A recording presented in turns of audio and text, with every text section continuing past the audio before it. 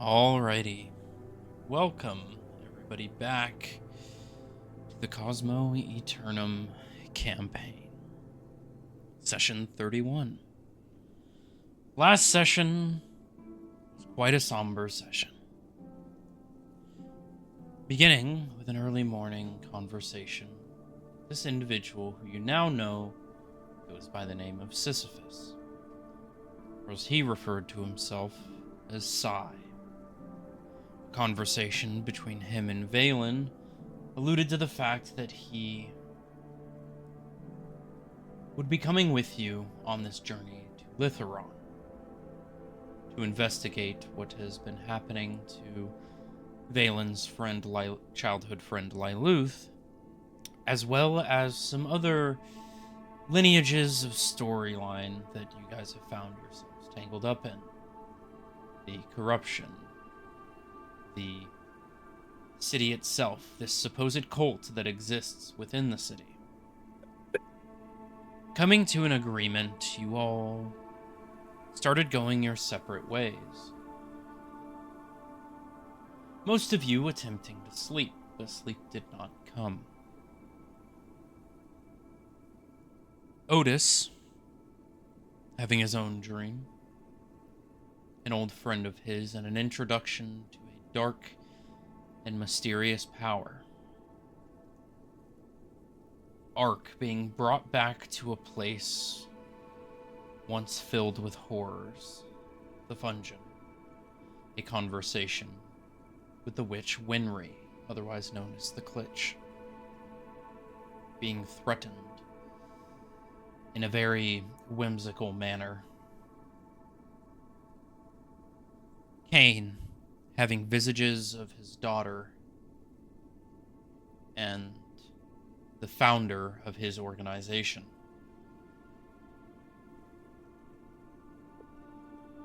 Theo and Valen spending the night in rooms with each other, unable to sleep due to this daunting force that seems to have rested on this tavern. Dark shadows lick the walls in the dim light. The feeling of terror, fight or flight, anxiety, intense fear.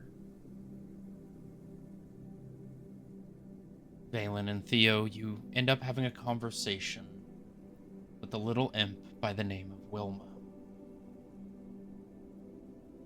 Valen, your conversation with her in regards to similar as it usually is, about joining her side. She had told you that this was her last attempt to gather your aid in her fight. Through an extensive conversation of debate, you had agreed to talk to the rest of the party about the current situation. She informed you that she would be leaving soon, as the other masks need to be found in time. Theo, she talked to you and honestly gave you some good news compared to everything that has happened in the past day. She had informed you that you were what is known as a natural enchanter. A being who, aside all other odds, is able to imbue their care for a craft with magics. Yours mainly facilitating the food you create into that of healing magic. She informed you that this power could be fostered and grown and developed, and the more care you put forth, the more strong it will become. She had also informed you that most natural casters of any sorts tend to be more powerful than those who have learned other manners.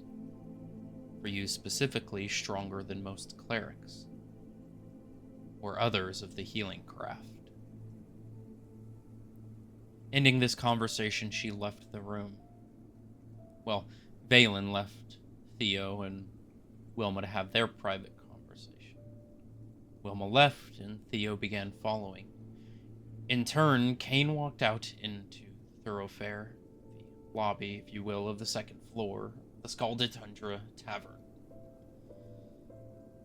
And so combat ensued. A tense interaction an encounter between Cain and Wilma. A physical interaction between the two led the rest of the party to congeal around, to conform around this argument, doing everything in their power to get Wilma away from Cain. But with tricks up his sleeve, he disappeared from sight, and along with him, the Helsing revolver. Yerk, your feigned weapon, your prized possession, the last living token of your family.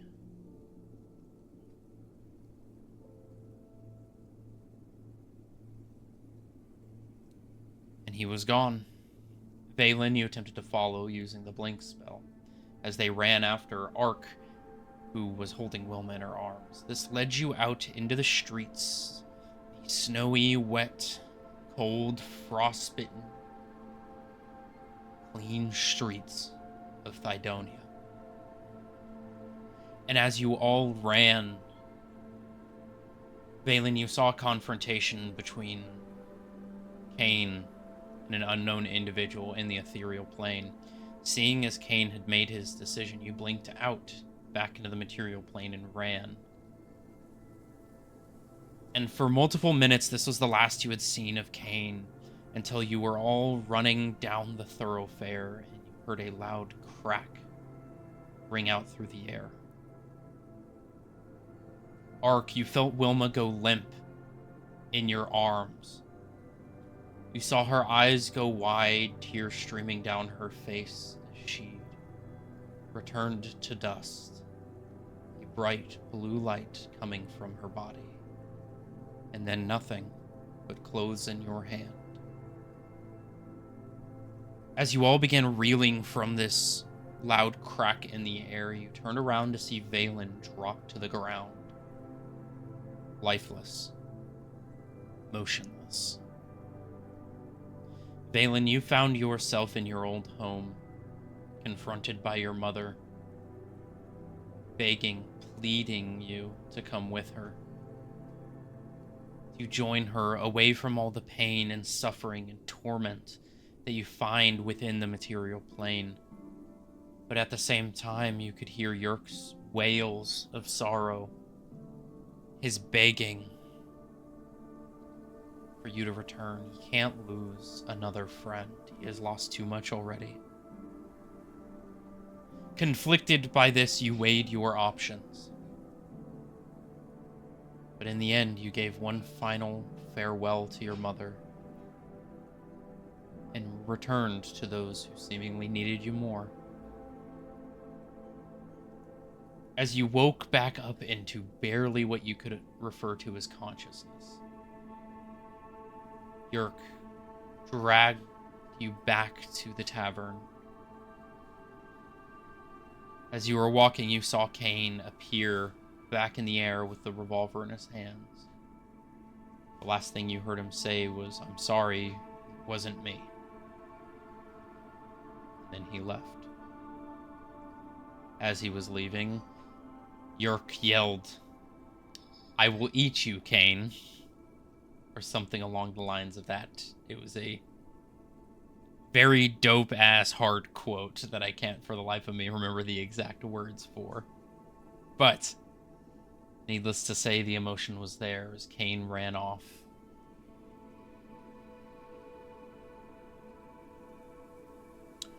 Yo, 5 tier 1 subs. Shout out, Jackass. Hey. Appreciate the gifted. Oh, he throwing it to Jay-Z. Hell yeah. He want them dice is what he wants. That's exactly what he wants. He said, I'm getting those dice one way or another. All good. And So, you're the only one, you're getting dice. So. Yes, sir. So, as Ark leaves the party to run after Cain, we'll arrive back in the Scalded Tundra Tavern, a little talking to from Nikolai and the kerfuffle you have made at about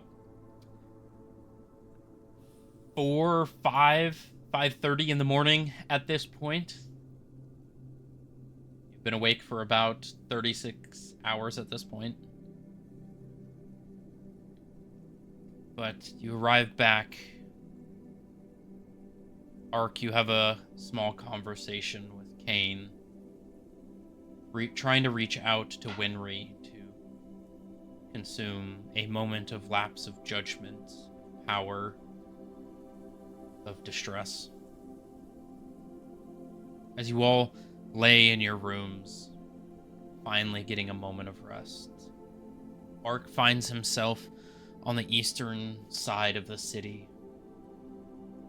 at a large lake, a few gazebos, picnic tables, benches. He picks out a beautiful spot in the wilderness.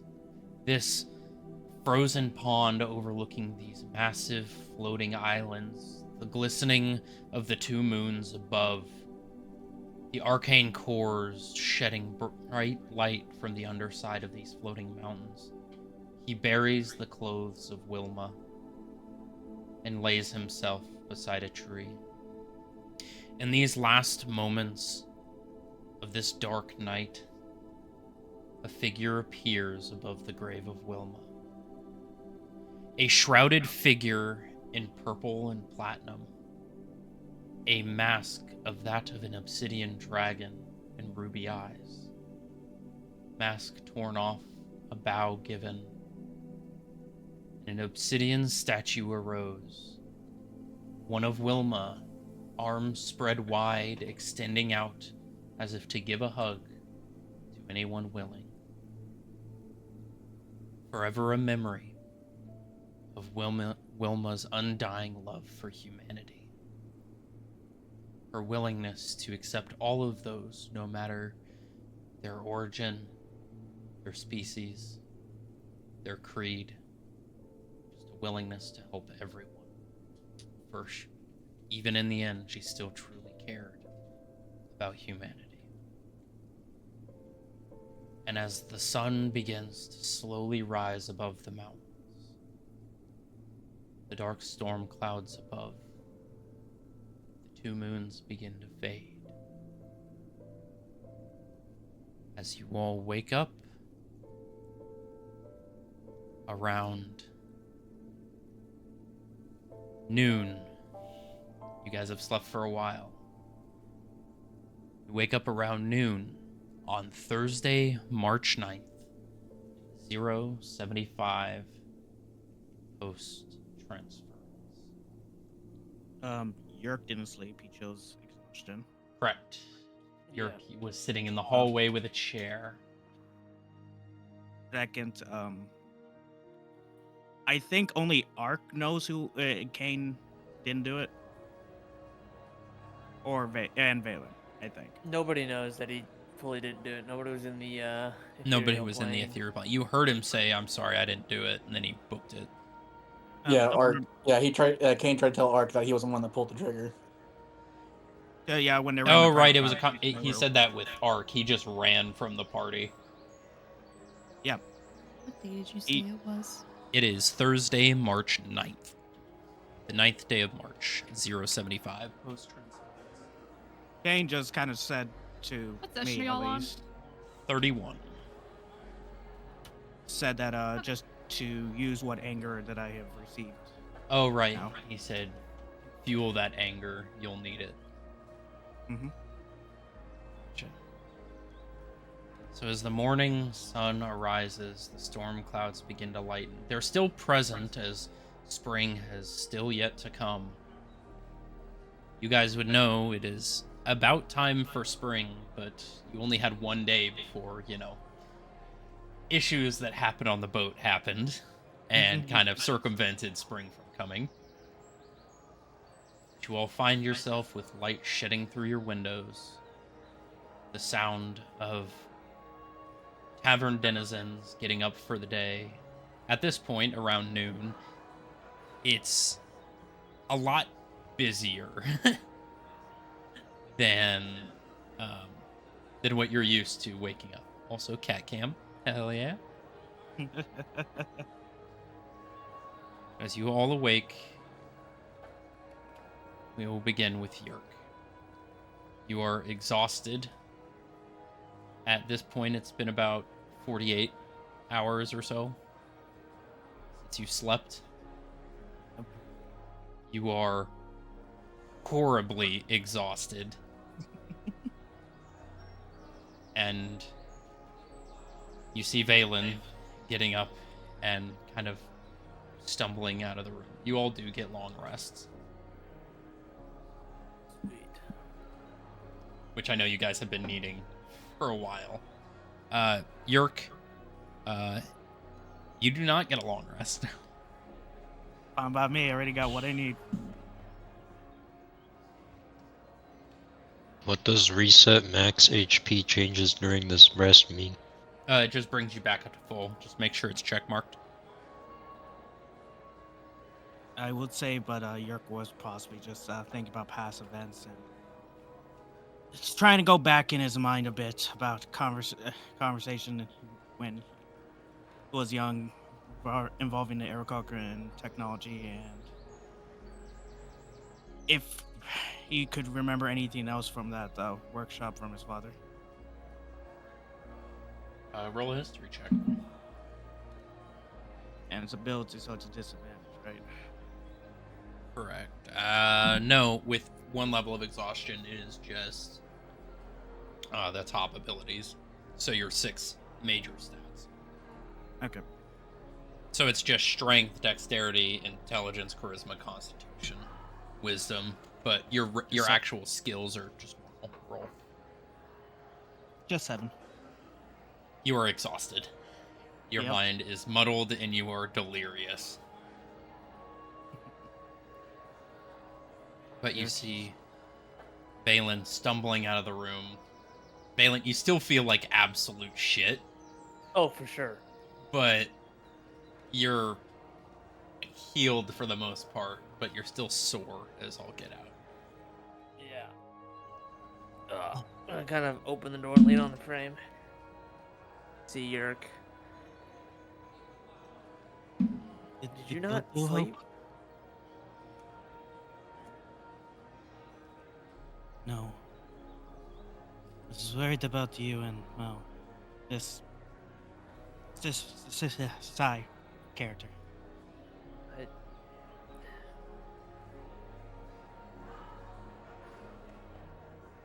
I'm gonna make eye contact and tell him, told you I wouldn't die.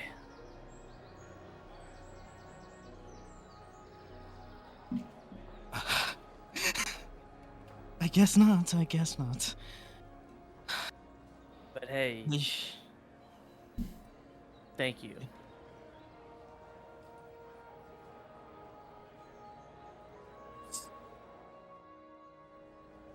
I shouldn't have wronged you, Valen. Sorry for that.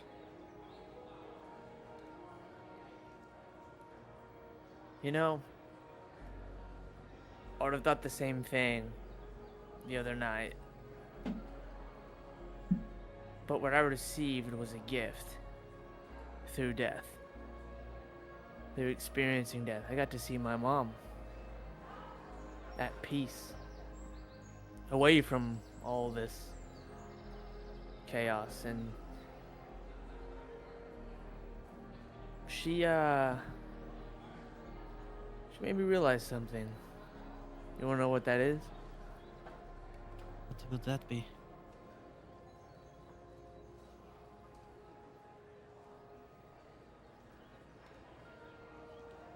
She told me it's not your fault.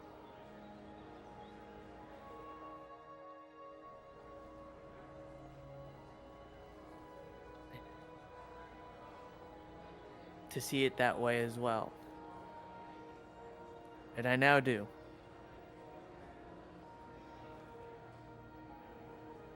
Yerk slumps in his chair a bit more. Just Me. Now I can sleep. Okay. don't know how that means to me, Valen. I know. That's why I decided to tell you.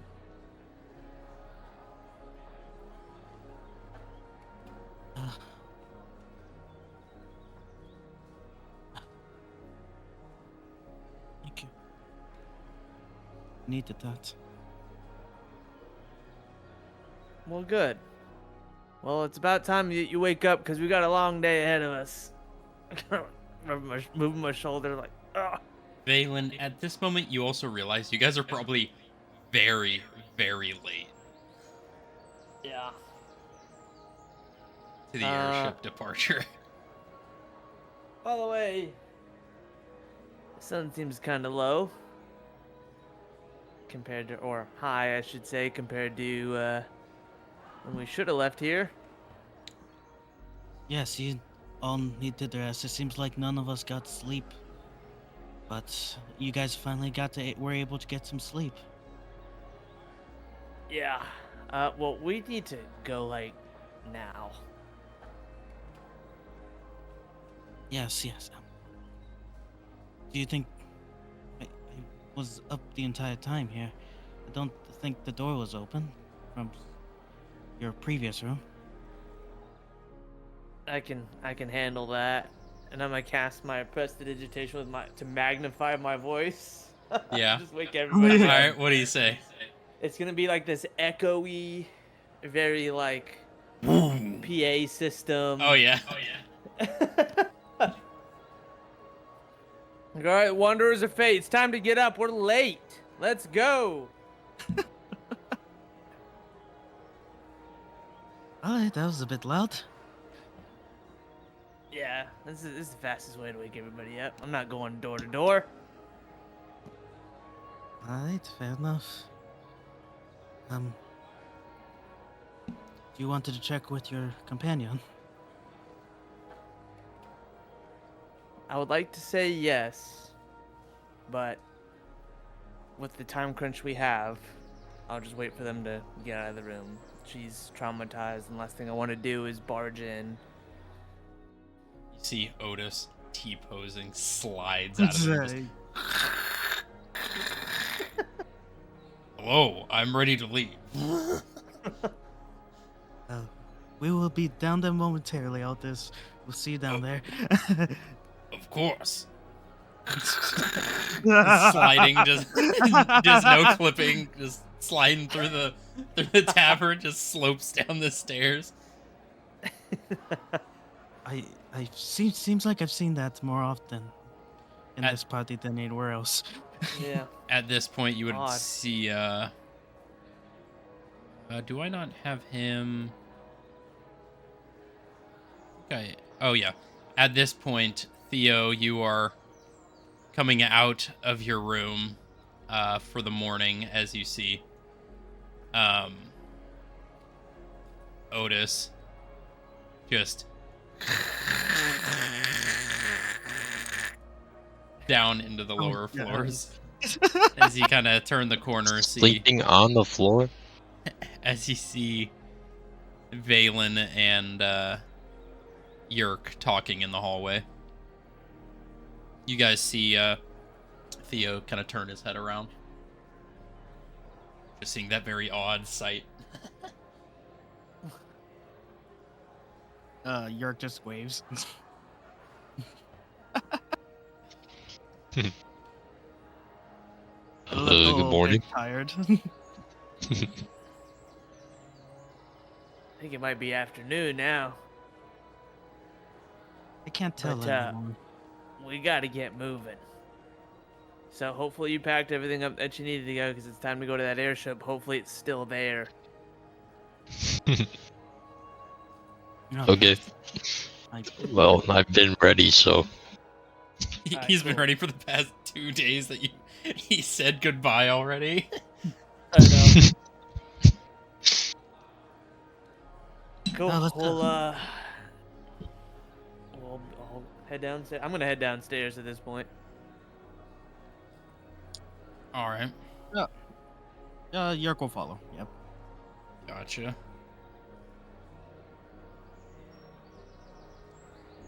Just drop y'all off the ledge.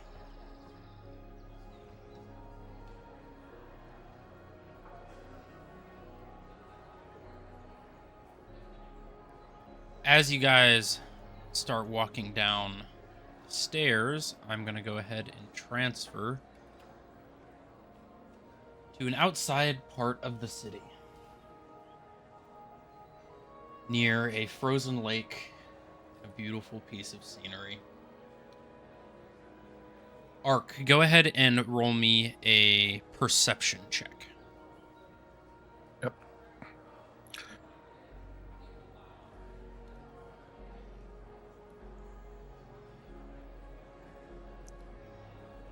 Eighteen. 18. All right. 22. 22. 22 total. 22 total. Gotcha. So you wake up to a boot to the side of your armor. As you're laying there on the tree, you feel a boot impact your side. Not hard, just like a tapping. As you kind of open your eyes, you see two dragons guard, lances in hand. Are you okay? Hello? He's waving his hand in front of your eyes. Are you are you alive? He kind of flicks the helmet a bit. He like brushes him away. Just, yes, I'm alive. Did you put this this statue up of this imp? This gravestone, yes. Looks a little gaudy for a infernal gravestone. And you take a look and you see there are like 3 other Dragon's Guard who currently have ropes tied to it and are like trying to pull it with like 4 or 5 Dragonels, and it is not budging at all. Like, it looks like the ropes are about to snap. And this is like 5 Dragonels would be able to like move a building. Mm-hmm. So the fact that this statue is just solid, you see they've dug around the edge and it looks like it just keeps the pillar just keeps going down, and you see they kind of give up, and a lot of them are just like scratching their heads trying to figure out what the fuck to do. Listen, it may not seem as a good omen to you, to everybody here, but this one in particular didn't mind who, what, or race or kin. She chose to help people. And in her end, she kept going. So you did put this statue up? I'm not that powerful, my friend. Well, we do need you to leave the premises. We can't have unhomed individuals such as yourself ruining the scenery. I am not unhomed. I'm an adventurer. As long as you leave. Yes, but would it be fine if I have a minute alone with my friend here? Roll a persuasion check. You see, he's very perturbed by this whole situation. The look on his face is just, the fuck are you talking about? 15 plus 6. That'd be a 21, I believe. 21? Gotcha. Alright. Make it short and sweet, please. We have to bring in some stronger things to remove this. Orders of the city and all that. I assume whoever put it there didn't get permits to do so. And don't need a permit whenever you're a god.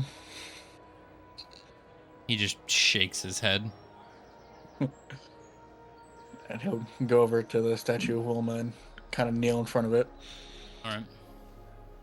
I'm sorry. I went to a dark place. I don't know if I could follow your teachings, but I hope you're at least better off wherever you might be. Until give the statue a hug and start heading It's a towards very the... large statue, so you can get like around the legs.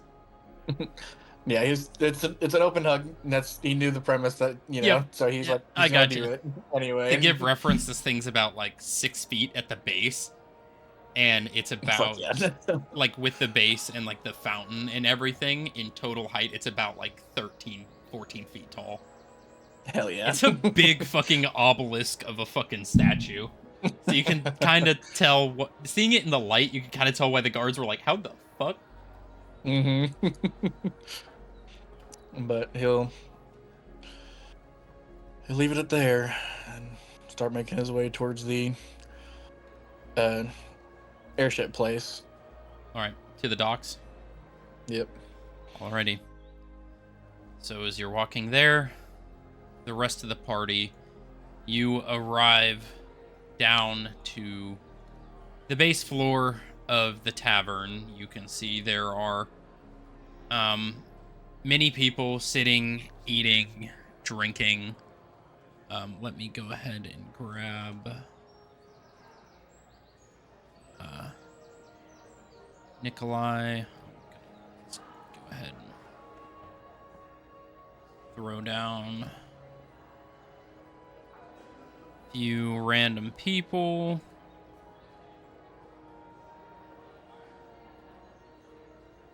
We're just kind of meandering about, eating a midday or an early day lunch.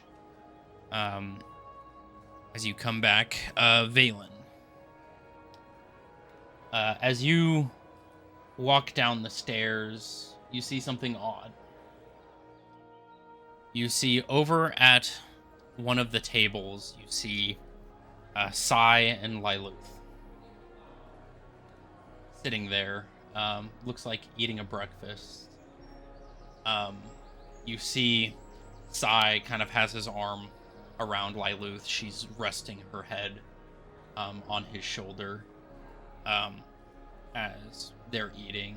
Seems there's some quiet conversation. She's very faintly reaching out and just grabbing small pieces of bread and what looks to be like pork sausage, bacon, eggs, stuff like that. Yerk, you didn't see them leave the room last night. Like, at all. You were eyes wide the entire night. That door never budged. And you can assure yourself of that. Huh. And you two see this just as you cross the bottom. And you two are still kind of out of earshot of Sai and Liluth. I was awake the entire time. How did they get down here? Beats me. If they made it down here without you seeing them, probably some sort of magic. Is there faster travel they were mentioning until we brought up the airship? Probably. But, a question for you. Do they look like they're a thing?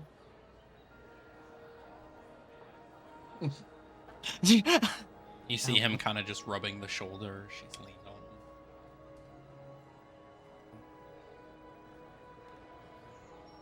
Don't know. What are you referring to?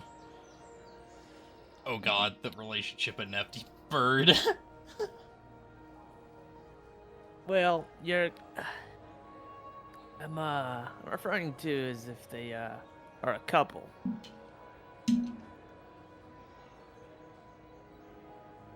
Cause it that looks pretty intimate to be just friends. And Sai was pretty aggressive when I mentioned I also was a friend. Seemed kind of like a pissing match when nobody initiated the match in the first place. Sorry, I'm not too familiar with this. I could tell. Alright, just forget it. Just forget it. I'm gonna kind of start walking closer to them, just so they can hear me. All right. Theo, are you following them to the table as well? Anything you want to say as you see this? Not really. I'm just gonna go to the table. Gotcha. Valen, your cue. Walk up. Come on, let me grab Fish Boy. Goddamn. There we go. You guys walk up to the table. You see Sai has the wrappings back on, the hood up, his regular form that you had seen before. Good morning. Good Like morning, you all guys. slept in. You see Well, Liluth just kind of raise a yeah. hand. Oh, we're behind schedule this morning to get to the airship, so we got to get a move on. Just want to let you guys know Sure there's before we just left. nothing you need to do before you leave town? There is, but just letting you know that we're behind schedule on the airship, so we got to expedite our day to get there. Oh, we can leave from here. Get you there in moments. Okay, well, the first place we need to go is the Adventurers Guild. Yeah, I can get you there. Which one? York, do you remember the place of that? The Wild Unborn Adventuring Guild? Yeah, that one. Wyvern. Wyvern. God, get your pronunciation right. I totally spell things normal. Alright, well, let's get going then, Liluth. Help walking? I'm good, thank you. Helps her up out of the chair. She begins walking with you all. Theo, is there anything you need to do before leaving the tavern? No. They buy for the 50th time. Say, For real this time, I swear. as you, Theo, you begin walking, you see Nikolai just looks over in your general direction. He just smiles and nods and gives you a salute. Hopefully. As you all begin walking out of the tavern. Yeah, Valen just No, there's no more door. bashes through the door. Just let me through here. As you all begin to leave, you see Sai's kind of taking the lead. You can see that Liluth is hanging pretty close to him, kind of arm in his, just kind of held up pretty close. Valen, Yerk, you see, that's what I'm talking about, right there. Valen, roll an insight check. All right. Inside. Okay, let's see. Maybe they are family. Family don't do that. 14. 14? Seem pretty close. Yeah, Yerk, that, I think I know why he's so defensive. Alright. Which could be causing some problems as we get on the airship if he thinks anything other than friendship at the moment.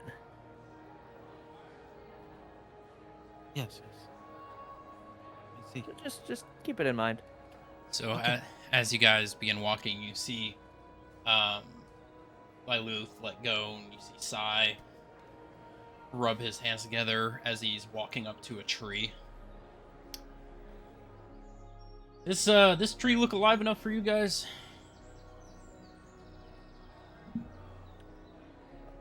I think so. What does the tree look like? I guess does it look lively? Yeah. Roll a nature check. All right. Can I roll one too? Sure. Theo, you want to roll one too? What are we trying to see? How If the alive tree's this alive? how alive this tree is. Bruh. All right, 3 for your 17. 17. 3 for Yerk. Wonderful. Love those rolls, buddy. Theo, What type of check? nature. Nature. Okay. fucking nature. I got a 24. Ooh. 19 plus 5. Theo, this tree is the most alive tree that you have ever seen in your life.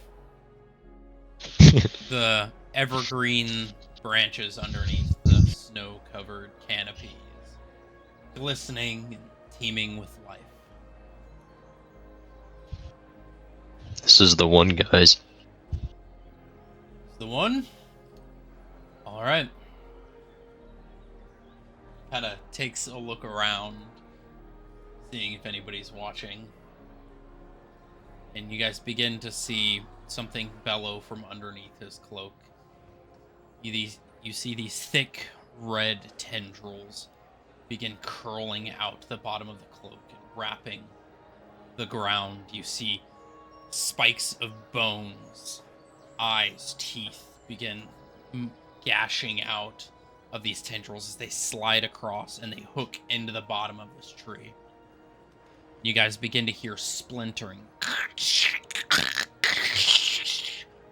as you see the center of the tree is cracked apart into a wide open oval, like a slit, and you see the inside. The walls and the frame of this are the same congealed, bleeding, gnawing, staring flesh, just warping and writhing as you see the tree just see some of the tendrils are kind of reaching out on the inside of this tree. Well, who's going first? I guess I will. You may feel slight tinge of pain. Lovely. And I'll go ahead and walk towards it. Okay. As you begin stepping through this threshold in the tree, you feel the tendrils begin grabbing onto your body. Get off me. You see the bone spurs start sticking into your skin around your body. What do the rest of the party hear as you de-atomize? So walking in with when the Like tendrils are sticking onto me. Small pins at first, and then as you get further, Get off of me. And when I start getting real stuck with like needles, ow! Oh my god! And then just gone. you hear a blood-curdling scream as you see Valen literally torn apart on the inside as you hear the tree just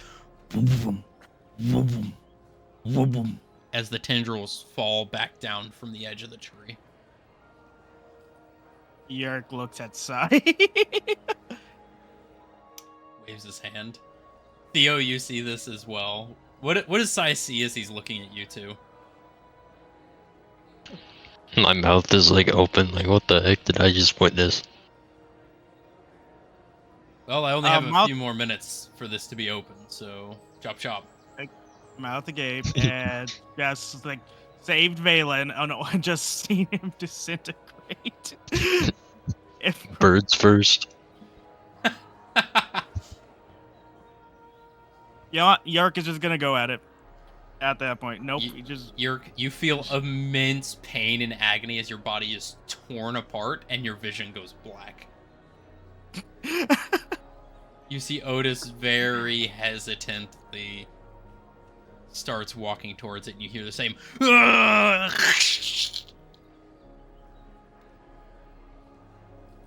Well, Fishman, Okay. I'll very slowly approach it. immediately the tendrils grab onto you and yank you in as you are eviscerated from the inside. Sai kind of looks around, just gives a chuckle, puts his arm around Liluth, and they walk in. All of you begin one by one finding yourselves at a tree near the Adventurers Guild.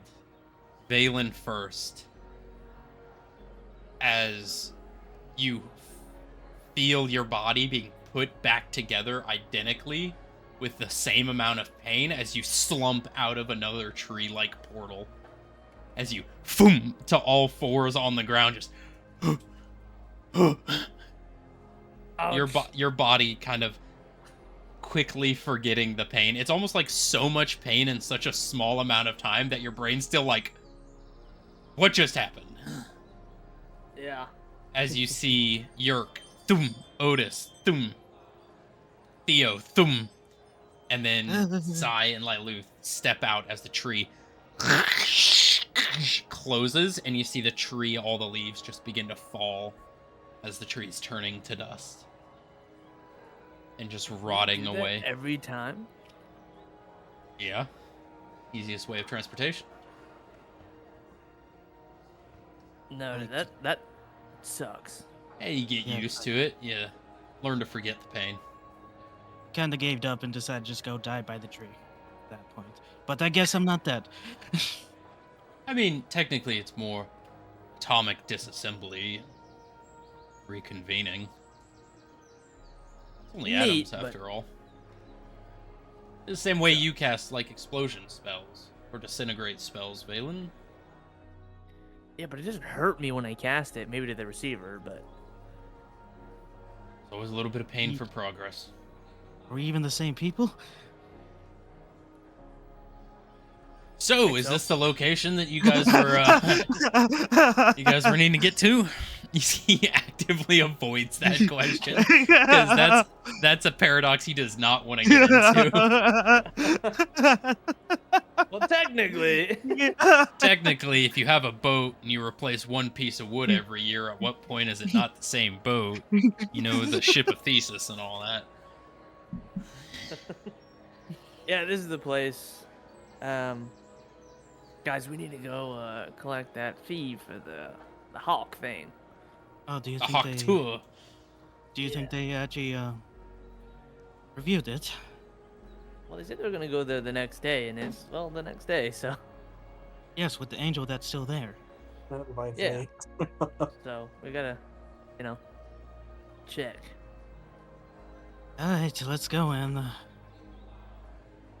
You guys begin walking into the kind of U-shaped, courtyarded building of the Wyvernborn Adventurers Guild.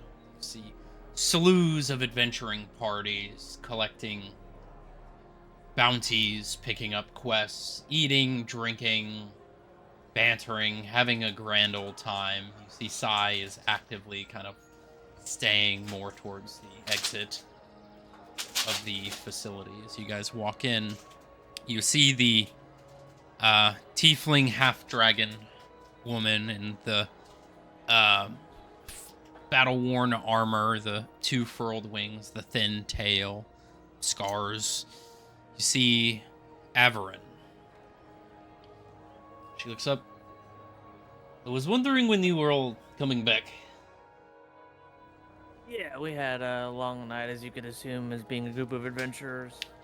So we sent some adventurers out to, some from the Gilded Adventurers, to go check out that farm. The farm's gone. What do you mean the farm's gone? Well, we went to the less known location, and it was just forested fields and, I mean, hilly terrain. It's like his house was never there. It's a lot of fire. Yes, Do but you trees. trust these adventurers that went? I double-checked myself this morning.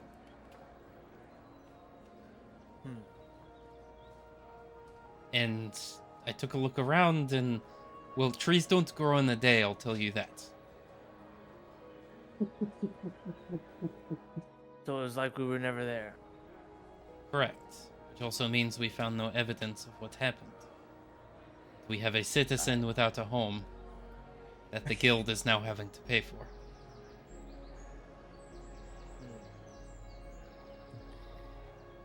Wasn't that just great? What did you guys do there?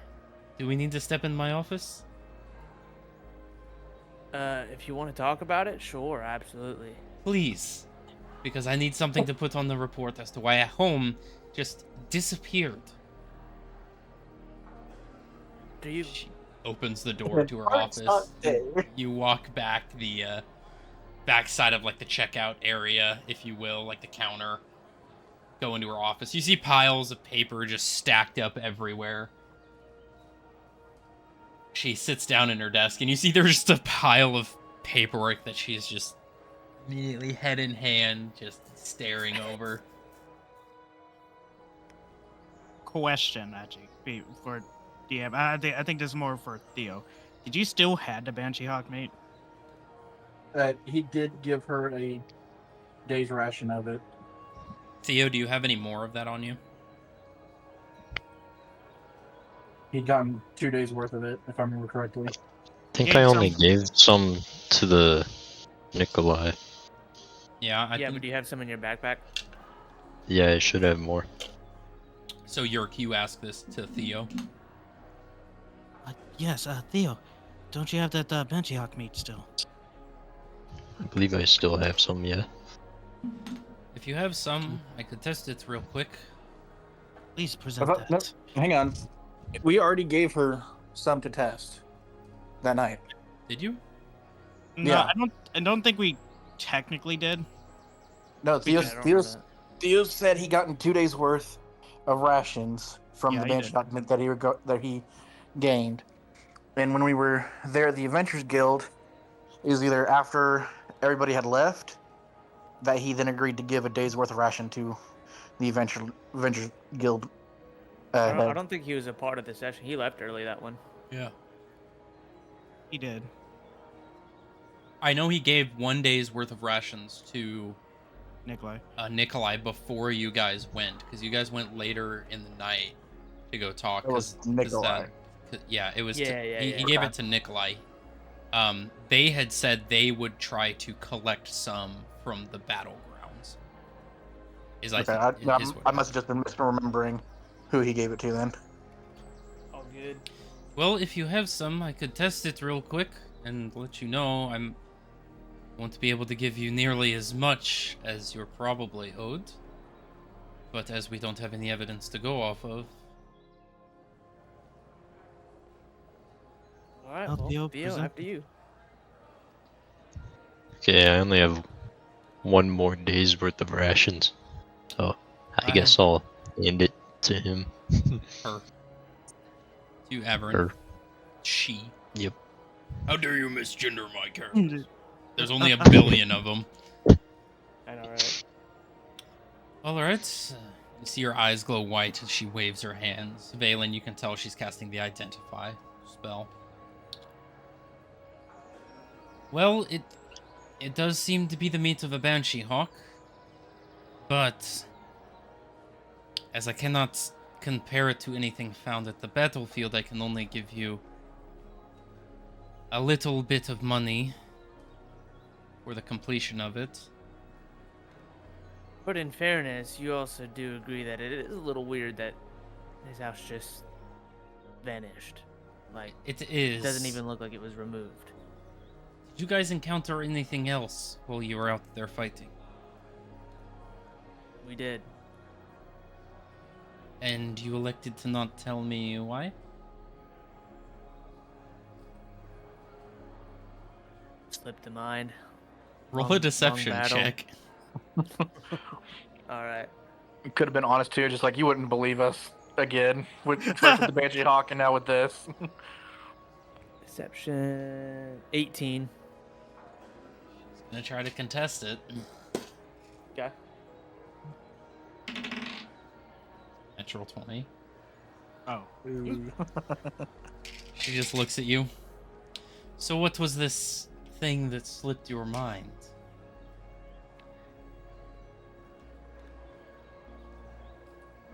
All right. Well, You know how you didn't tell believe you. us about the Banshee Hawk? this might be harder to believe than that. Alright. We encountered a fallen angel. Alright.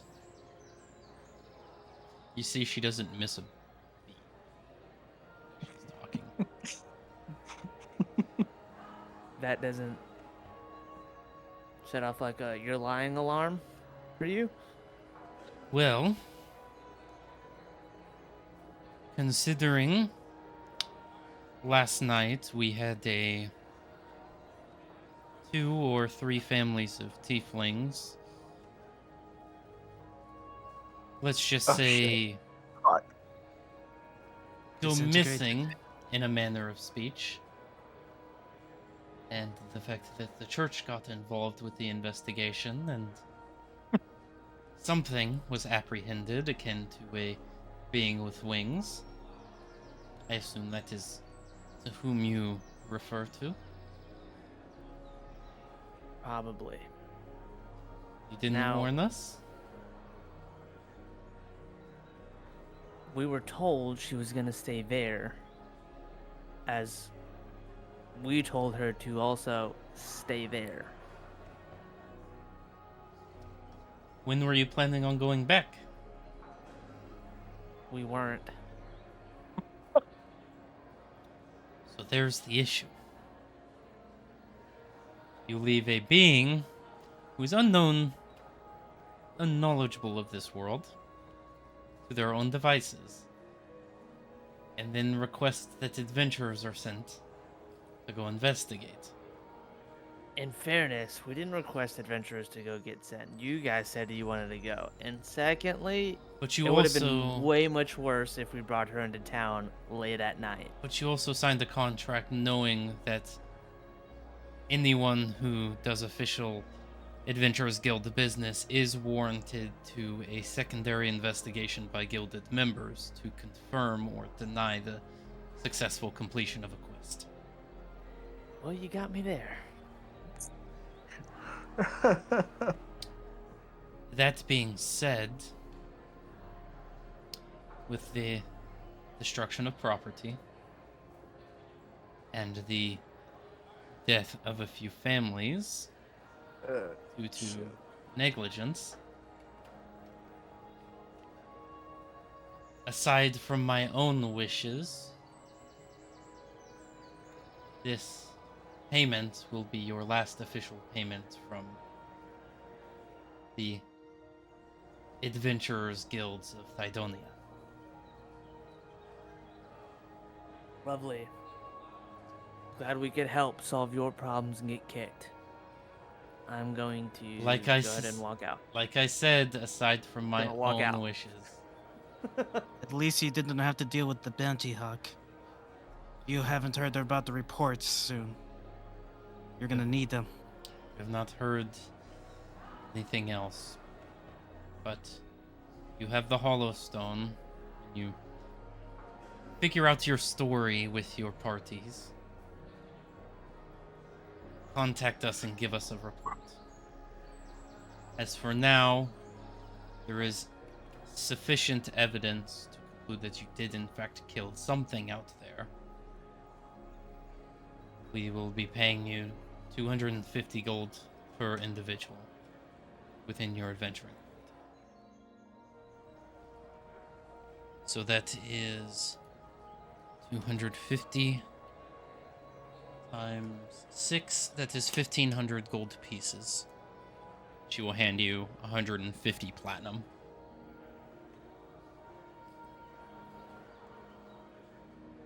Just all to me. Yeah. You're the... I mean, you and Theo, if you want to split it up halvesies and then keep it. Or Yeah, split totally it up good. however. You and Theo are the only ones there other than Otis, who's hanging out outside. I will hold on to it for now, Theo.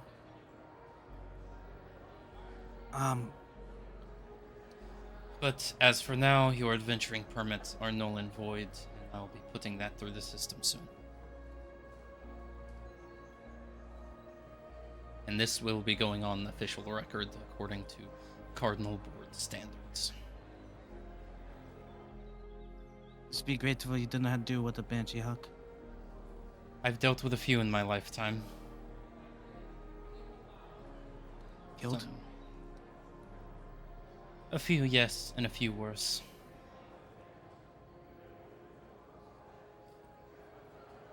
I thank you for what you did, but you do have to understand I have regulations to abide to, and I still need to provide for my family.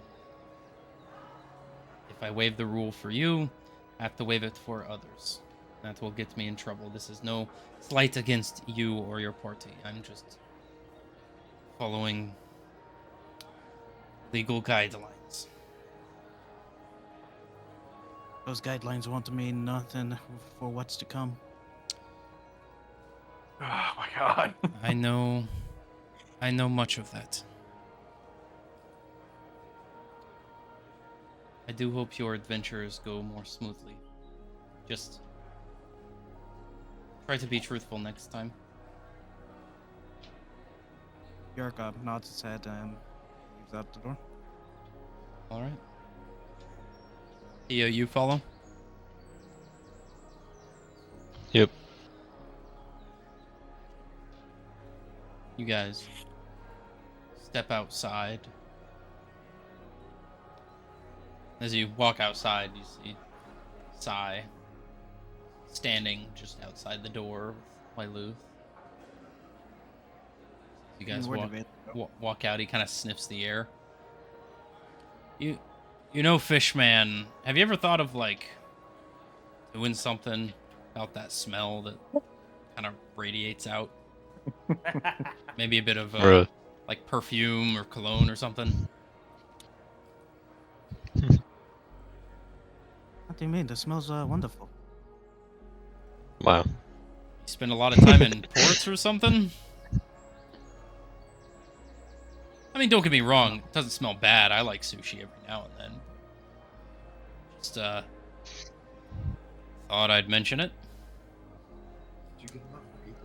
Yeah, just looking at you, Theo. Just looking you up and down. You can tell even through the mask, he's probably got a very perturbed look on his face. Valen, you around? Yeah. Here, there's a little bit of the cut here from the Banty Hawk. Oh, thank you. So far we got Theo, Otis, me, you. Math. So 1,500 divided by 5. So that's 300 apiece. Divided by 6, because there were 6. Well, Kane is Oh, Kane's gone. Yeah. sorry. not there, so it's 300 apiece. So you guys can add 300 gold or 30 platinum to your inventories, however you want to split that up. Alright. Oh, at least I'm not borderline broke now. Yeah, that's always a good thing. That potion uh, I bought was a bit expensive. Yeah. Well, Sai, to the airship we need to go. All right. But I do have some like cologne if you want some. Kind of just nudges Theo. You look like a chef, so I assumed it was coming from the food, but now you don't have much on you, so I wanted to be courteous and let you know. Yeah, like- if you kind of don't mind, we're gonna be in a tight airship. Buddy, you stank. I just slowly put my eyes down and take it from him. He hands you a bottle of cologne. You just do a little. You gonna put us near the skyport? As close as I can. What ship you looking for? Mine. Why'd you get a contact for a ship if you have a ship? Because I didn't know it was still here. You don't know where your own ship is? No, because I don't have a tether to it. And Captain that we are about to meet, Captain Rorik, is actively using it. Oh, so it's Captain Rorik's ship, not your ship. He captains the ship. I own the ship. So why are you walking around if you own a ship? Call it stretching your legs. Well, I guess you do have a lot of legs to stretch. Yeah, I do. Cool. Well, pick a tree. Alright. kind of look around. That one over there. He walks up to the tree you point to and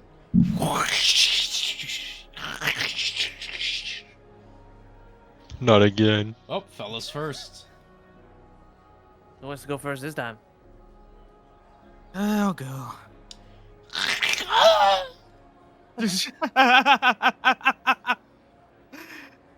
You all one by one begin walking through it.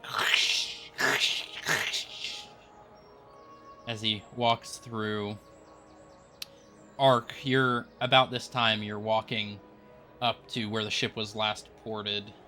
You do see it still there. And you hear out of the corner of your eye the tearing and splintering of a tree as you see a flesh gate open as Yerk. A bunch of chunks of flesh fall to the ground in a bloody spatter as they begin to recongeal into what looks like Yerk.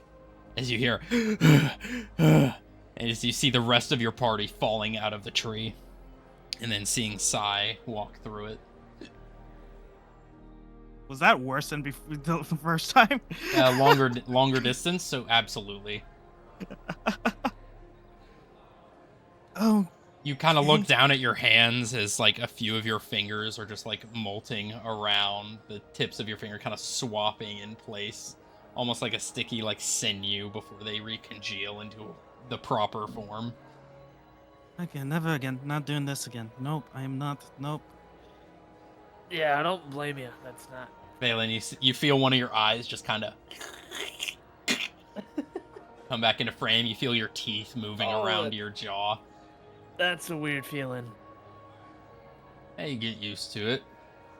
When Alistair You live actually like gets that, my man. way, I will be I flying. am in a as constant soon as- state of that, so just know you got the lucky end of the stick. Noted. You got Ark, you What? see this, and just turn your head. You see balls of flesh just recongeal into your friends. That is one way to get around. You guys see Ark just like 15 feet away from you. Oh, hey.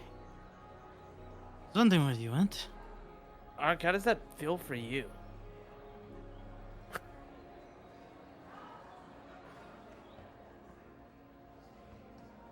He kind of just sits there confused, like, I don't know how to answer that. He's just bones. I don't know how that would work. That's what I'm saying. I feel like melted ice cream. I feel like melted like ice it's cream pretty- would taste better than whatever you are. I still feel like They I'm missing taste like parts. melted ice cream. Anyway, are we ready to depart? Great talk. Sure, let's go. As you guys begin walking up to the Storm Gaze vessel, you see that there is a landing dock that is protruding from the lower end. You would know this is the storage compartment, and you can see what looks to be a cart that is currently being pushed up the ramp. Taya, if you would like to describe what you look like and what your cart looks like as you're very unsuccessfully attempting to push this cart up this ramp.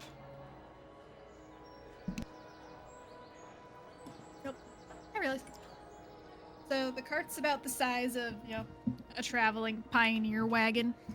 The picture.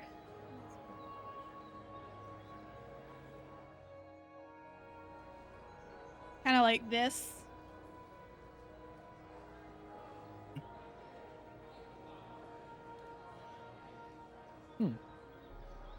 Only instead of a coffin being in there, it's more set up for people to live in there.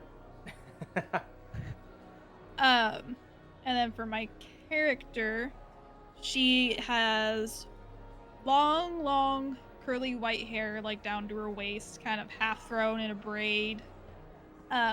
Wearing like a Most of her clothes are like dark oranges and greens and beiges with like the paisley prints and lots of layered skirts, gold jewelry and jingles, simple boots. She's very pale and has long pointed ears. And what color eyes did I say she had? Very light purple eyes. Ark will head up to her and, do you need any assistance? Well, if you wouldn't mind, I don't have my horse with me to help bring him up here, so sure, I could use some help. Of course. And Ark will start pushing. Once everything's done here, I would like to pull Valen aside real quick. Yeah, my life is in this cart. Actually, couldn't hear you on that one. I couldn't hear you. Anybody else helping push the cart up? Also, the reference image is posted in D&D stuff. I'll help real quick. All right. No, Valen? You not helping? He's I gotta go find the captain. Gotcha.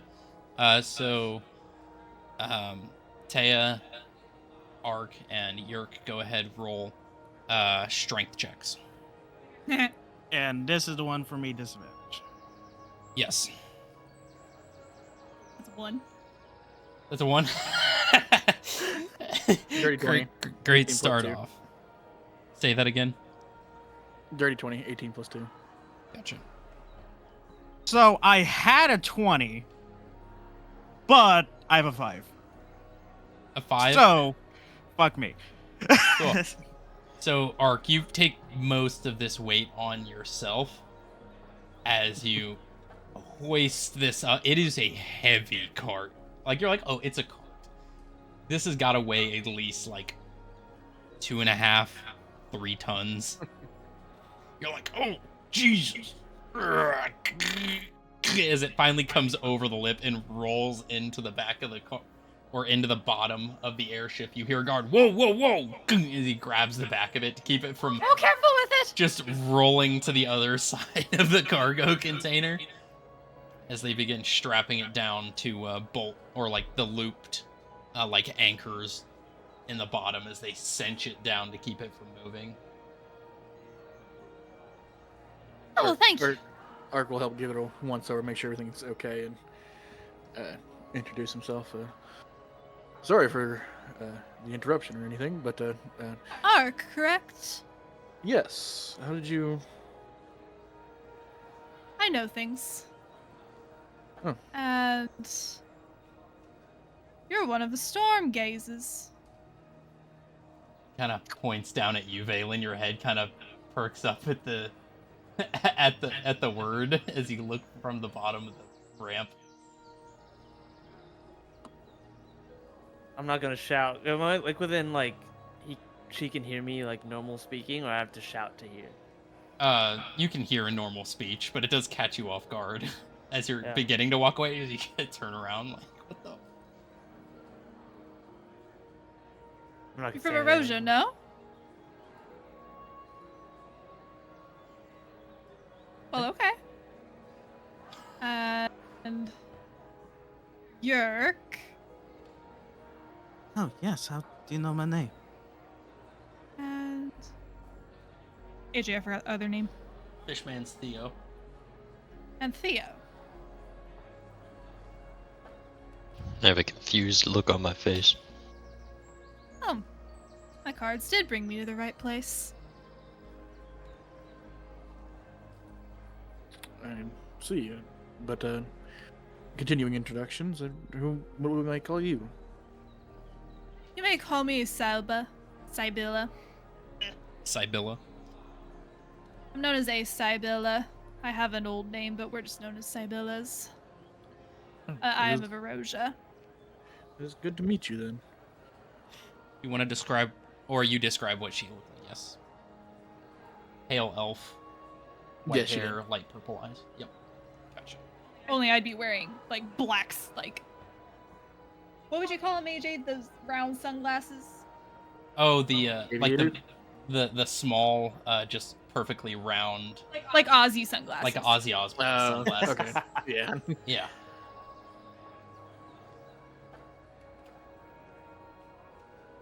So I am in the right place. Oh, good. I'm not too certain of that, but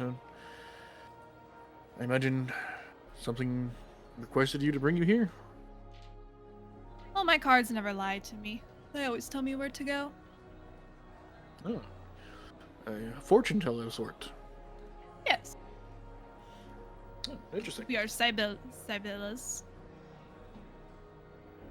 Oh, first I have met one. The guards are kind of staying there. Well, you can all remove yourselves from the cargo hold. We have everything covered here.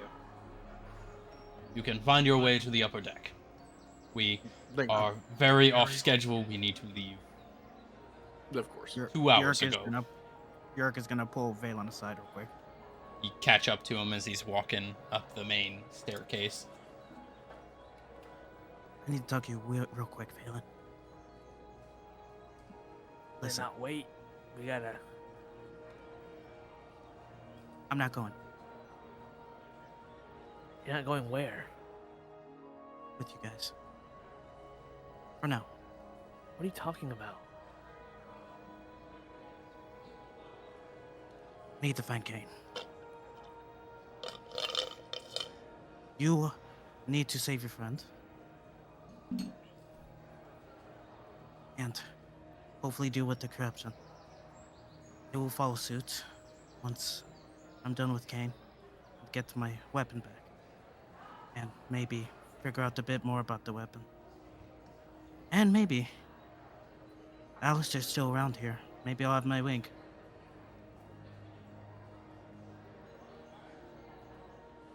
I So need you to. want to stay, find Kane to learn about this weapon that he took from you?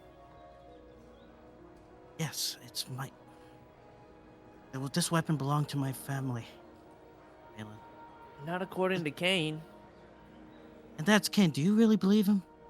I mean, he did get it to work. And you've had it for how long? Must be He something. just touched it and it worked. Must It's be like something. he's married to it. You mentioned something about that anger fueled you.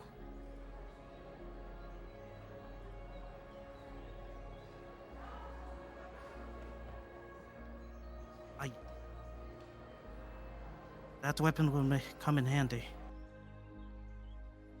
for what's to come. If I learn how to use it properly,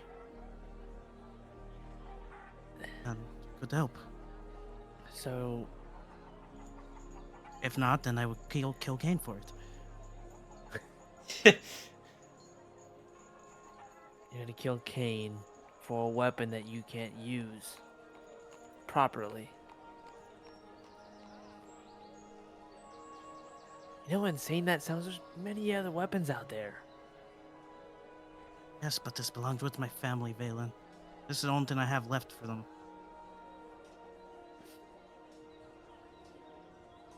Alright. The home back in the Waysigns is full of corruptions at this point. Well, I hope you find what you're looking for. I hope it doesn't get you killed over a weapon.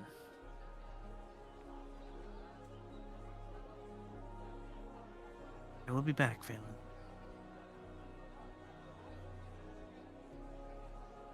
Yeah. Be back. Good luck. Thank you. Yerk.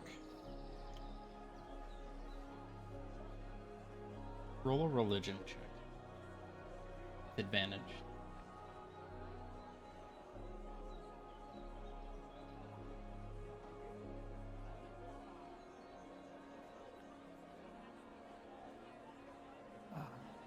It's a 9. With it, that was with advantage. Wait, okay. Ati 8 with advantage. I'm swear. You roll some.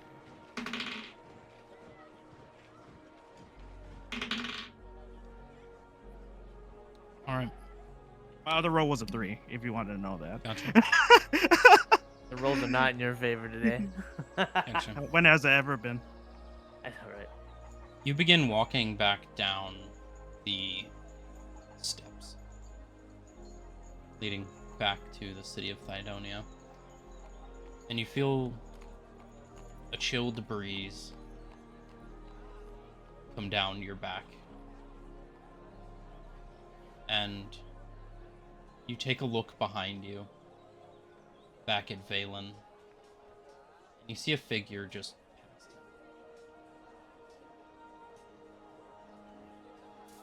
You see what looks to be a young eagle woman. Pale, white feathers, but no crystalline crown, no spectral wings, but beaten, broken, bruised, charred. You see something on this figure that you recognize. Sigils, brands on the arms, legs, throat. Sivulia, in a similar state to what you saw Lyluth in.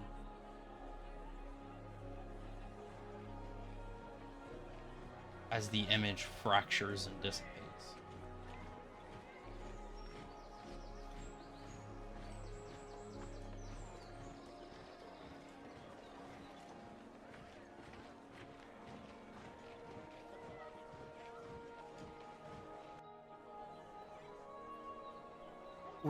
Was she behind Valen?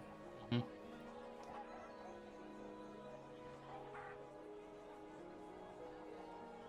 Dirk turned back, trying to reach out, knowing it was Julia.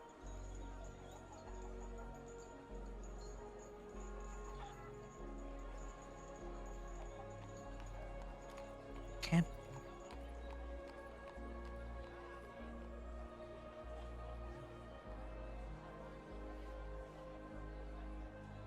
She promised.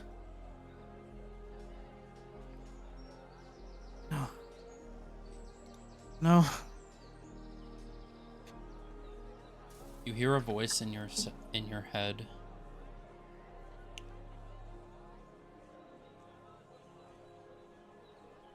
Do you choose the path of selfish actualization, or do you choose that of torment, suffering?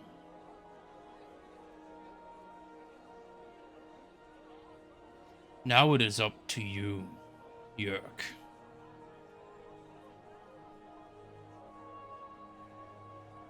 You can fight here, where you stand, or you can suffer more.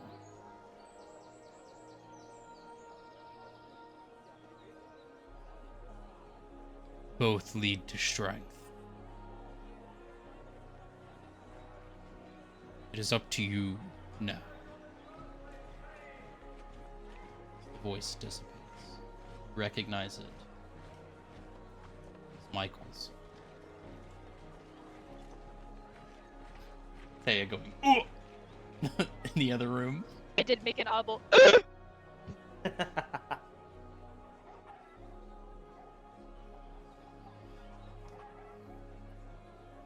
Valen, you see you're just stopped in his tracks. I'm gonna go walk his direction. Walk about halfway down the steps. What does Valen see at this point as you're standing there, being pulled from two directions? He's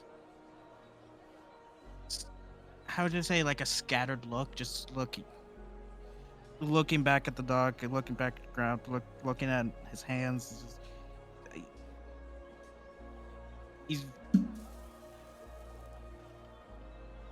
He's slightly mentally disturbed right now. Yerk.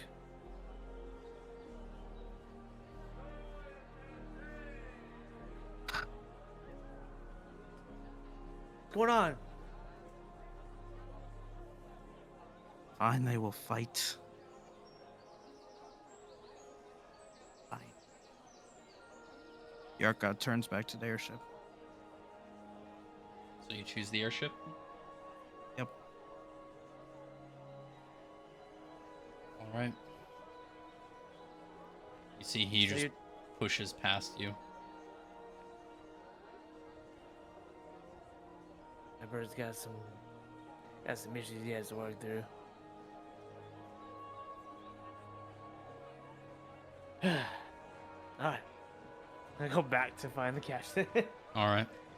The rest of the party, Theo, Ark, Sibylla, you begin walking up the stairs as well. You all arrive. Storm Gaze Vessel. Which I finally get to bring up this map. Nice. Let's go. It's gonna take a second to load. All good. It's a big fucking map. Oh, snap. That's what I'm talking about. Now that's airship. Yeah. What do you guys think? Looks dope. I spent so much fucking time on this. I think we crashed. We might have crashed. Okay. Okay, Theo. All right, bud. I Good thing don't you think can we're in the air. All right, let me go ahead and grab. You know what? Let's just put one of these. No, dude. No.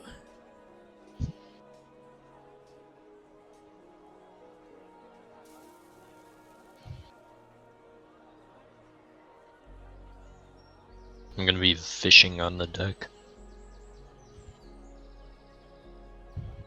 You're fishing for fish on the deck in the air. That's crazy. Yep. Cloudfish. Why don't you fish for birds? Oh my Fly fishing. Yeah. And I'll have Hang off to a net. grab one.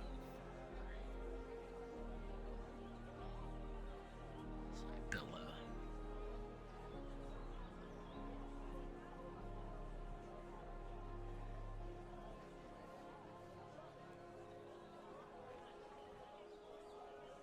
You know what? That works for now.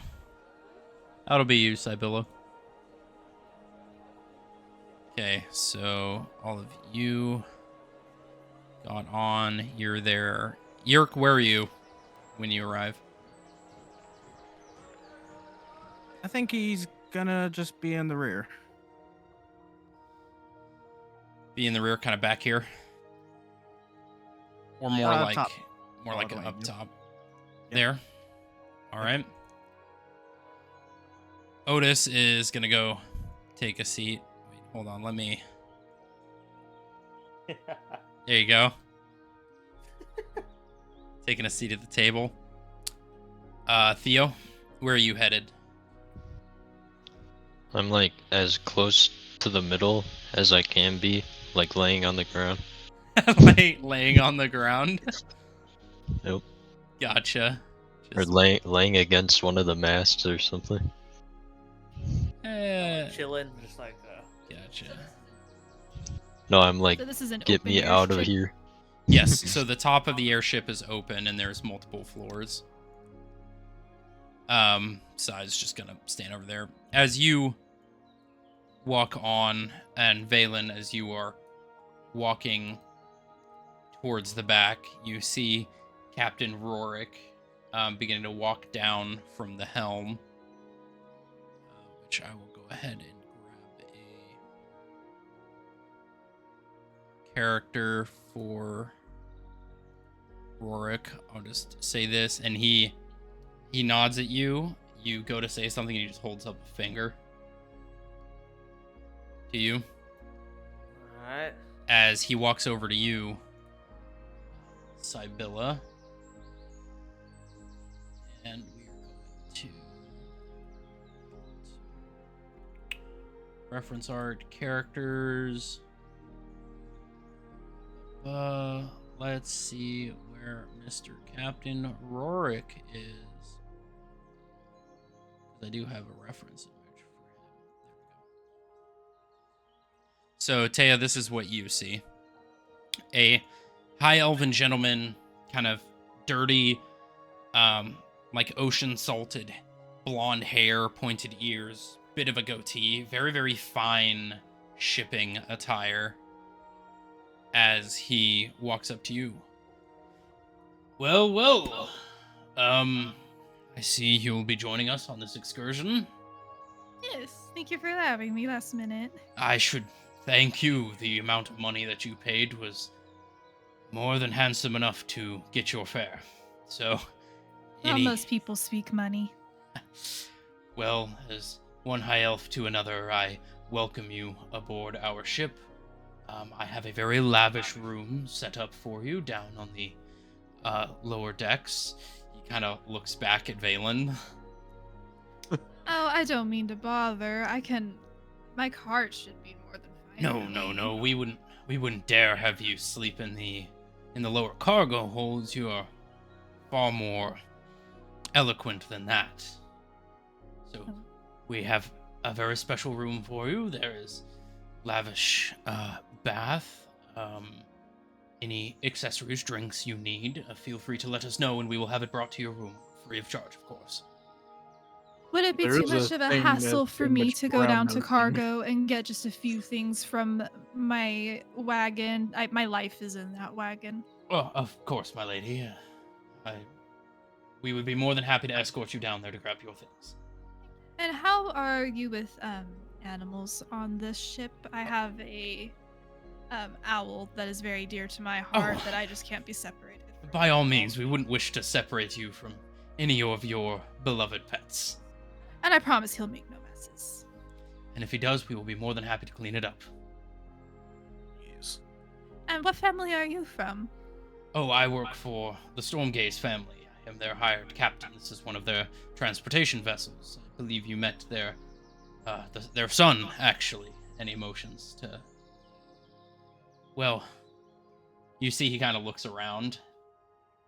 Could have sworn he was here. He is. The Dragonborn is Valen. What do you mean? Do you know of a virus that changes people from one race to another? I can't Polymorph? say I do. Well, the dragons that are here have that ability to do so. Valen, you were starting to realize the finger was more of a I've got more important people to talk to. I'm not talking to you yet. You're less. It didn't click. Captain Rorik. Yes. I Valen. introduce to you Valen Cliffstopper.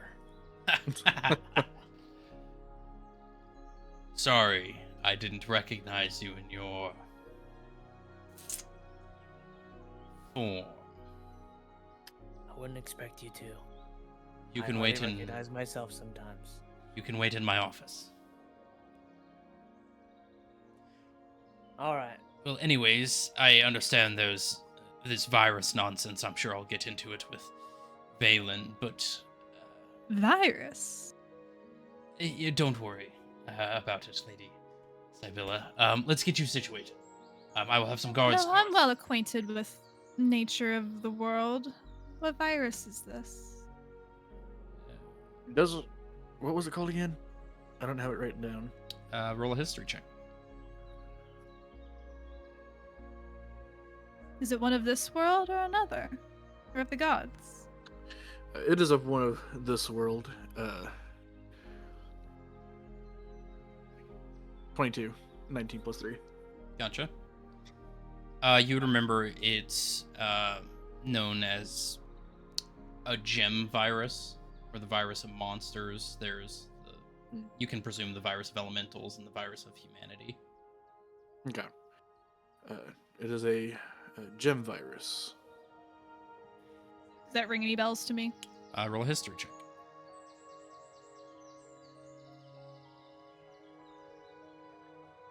It's a 9. A 9? You can't remember, you'd have to look through your book. I'll have to research that one. And how did you come into contact with this virus?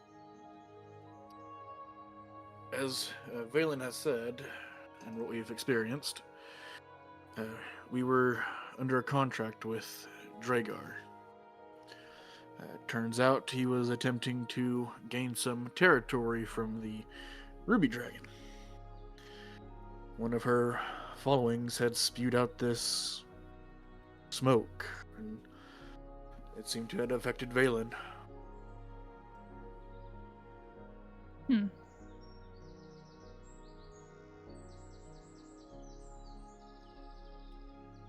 Not natural.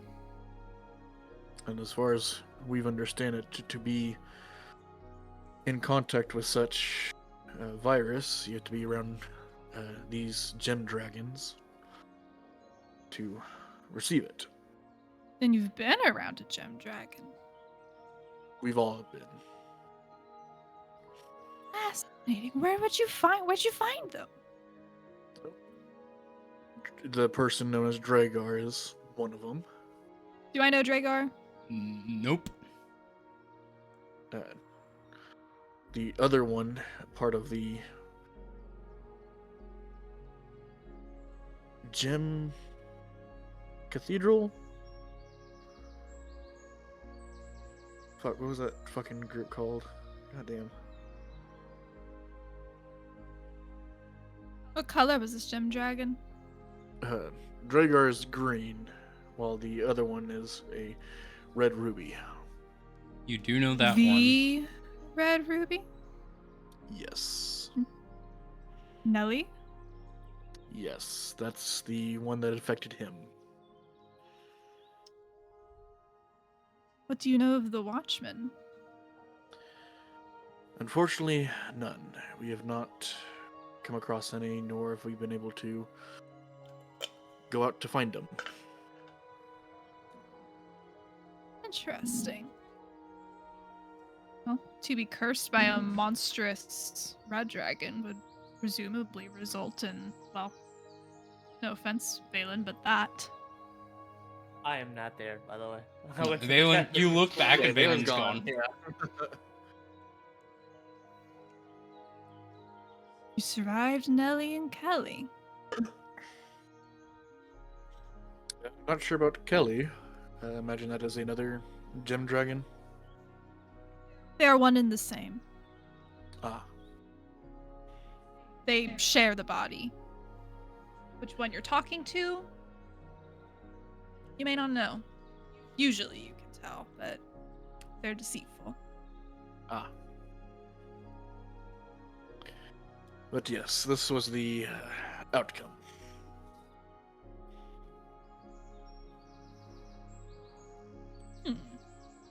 You see a few druid guards. Their plated green armor, very well crafted weapons walk up. Lady Sybilla, we are ready for you to come down to the cargo hold. We'll be leaving shortly. If you wouldn't mind following us, we can go grab your belongings and take you to your bedroom. Thank you.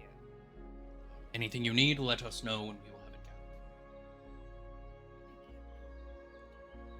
You see Sybilla being escorted. I have not a shit-eating grin, but just kind of a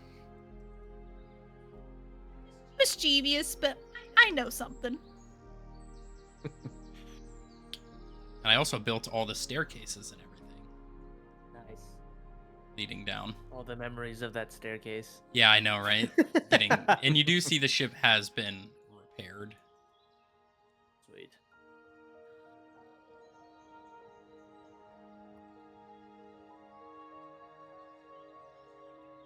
Oh no, she's in the floor. Ah! Okay. She's one with the ship. Okay. In the walls.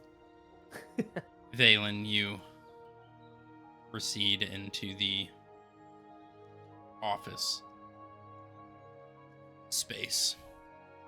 And you see Rorik come in a few moments later, but before he calls to grab one.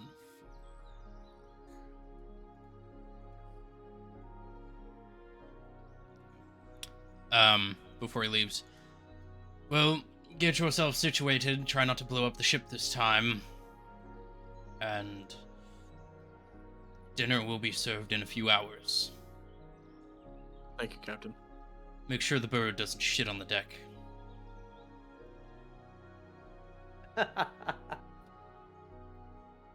As he waves you off and begins walking. Valen, you see Rorik walk into the room with a very big sigh as you find yourself in the office. So Valen, Captain. you've chosen a new form. It's quite a looker. What? It wasn't my choice. Believe me. I assume you've heard the news. Refresh me. Your mother. She Yes. passed away. I'm aware. You can kind of see Valen's like clenching his jaw. You see a very somber look come over his face. He's roll an insight check.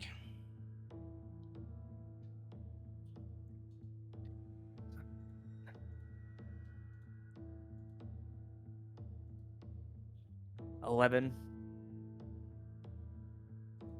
11. Yeah.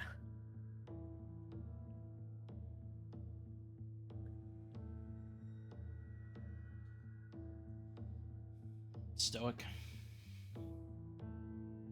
As you've known him. It's unfortunate.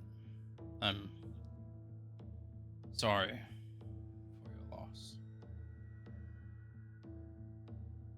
How did you find out? I had a conversation with your father. He was And what did he have to say about it? angry, frightened, scared, sad, all of the above. I'm sure you know what grief is like.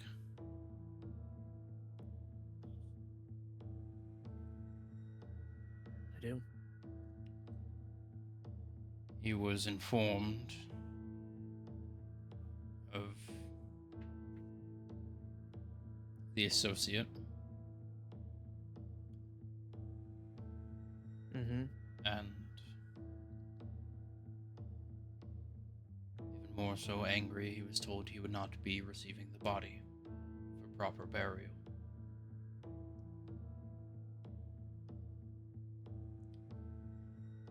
And he is now under a condition of work. As am I, this is the last trip that I will be allotted to transport you. What do you mean? What has changed? Hostile acquisition for the repayment of damages.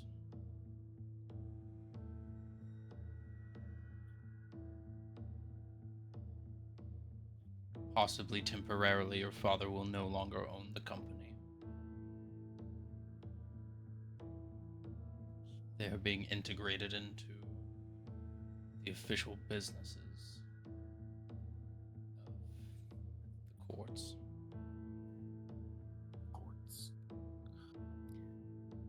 So what does that mean for the Stormgaze name? As of right now, it is the same. He is still going to continue to use it as a facade of individuality. But think of yourself as no longer a family.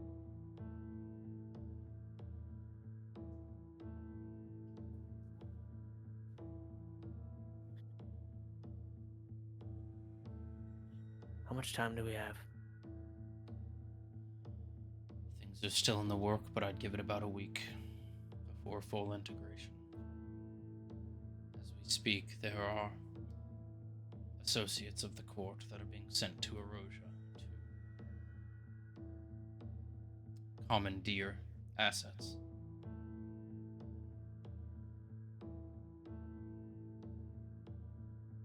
Associates of the courts that are elven born.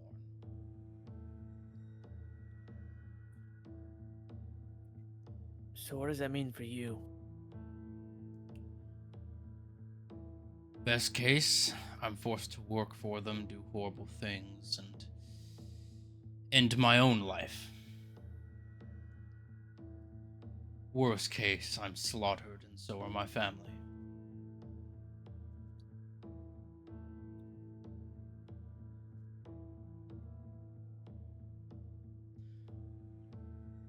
The Can't let that happen.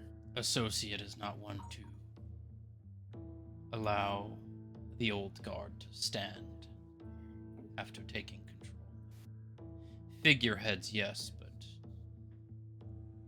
I'm not a figurehead now, am I? No.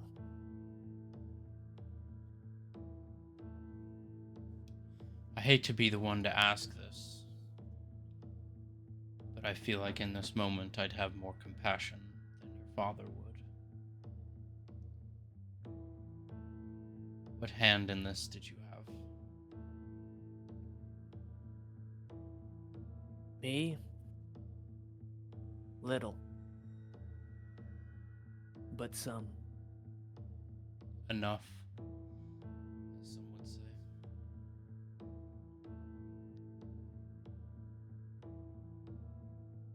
The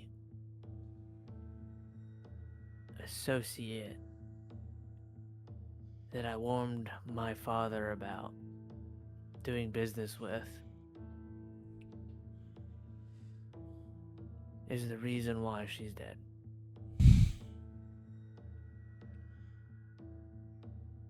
From what I hear, it was a decision of a party member of yours. A decision between one or both. Yet no decision was made on our behalf. Dragar held me and my party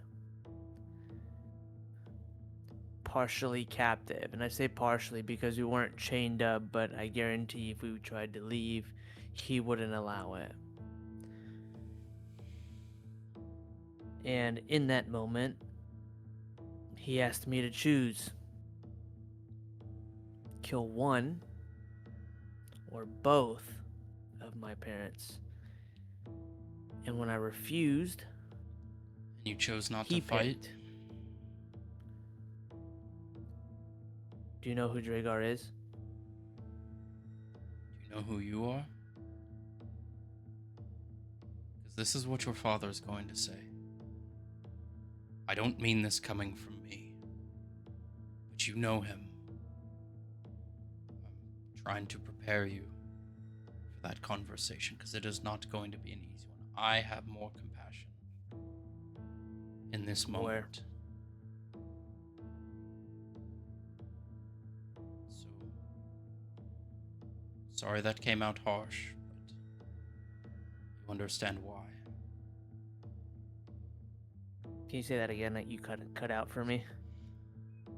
I'm sorry that came out harsh, but you understand why. I don't mean for it to, but if your father spoke to me the way he did and I wasn't a part of it, well, I was as the captain of the ship, sure I would have been fired regardless. But to you, harshness is the easy way out. If you wish, well, when you end up talking to him.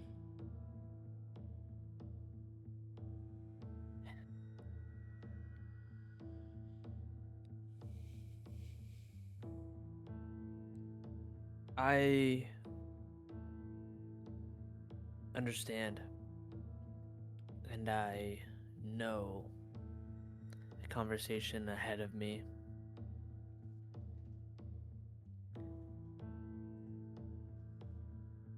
Am I ready for it? No. But I know what my mom would want. I know how she feels. I'm sure we all do in some way. No. I got to see her. I got to speak to her. In what way? If I look down, is there like a marking of like a bruise from Yeah. when I got hit? Yeah. Alright. I'm gonna kind of point to it. You see that? Who? I was shot and killed not too long ago. And in that brief time, I saw my mom.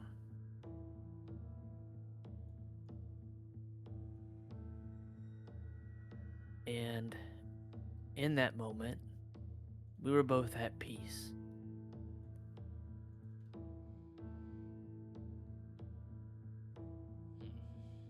My mother told me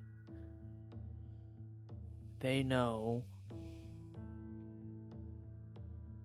what they signed up for. Now, I know my father may not see it that way right now, but my mom did. My mother is the reason why I am the way I am when it comes to magic casting. I wouldn't be the Valen Stormgaze magic caster you see now without her exposing that to me. She was always the softer side. And she always saw things for what they were, the beauty in things. The calm to your father's storm. Precisely. I presume she was the gaze portion. Exactly. You can now see he's kind of fighting back tears. You know that he has been a friend of the family for a very, very long time. Yeah. And even more so was a friend of your mother's before she met your father. Yeah. And you know, I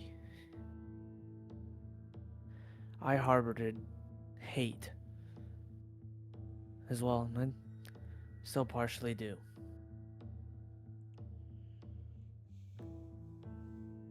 But after speaking to her,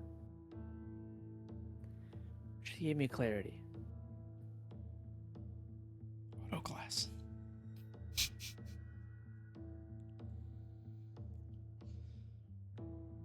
She gave me a direction In that direction? to fight for what I believe in. What is it you believe in?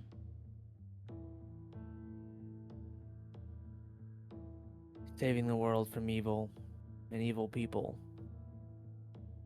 Like the associate Dragar we do business with. Hmm. His hands have my mother's blood on it.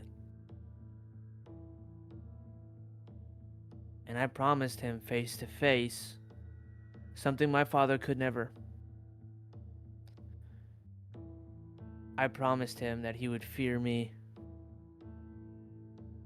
And I promised him that I would get revenge on my mother.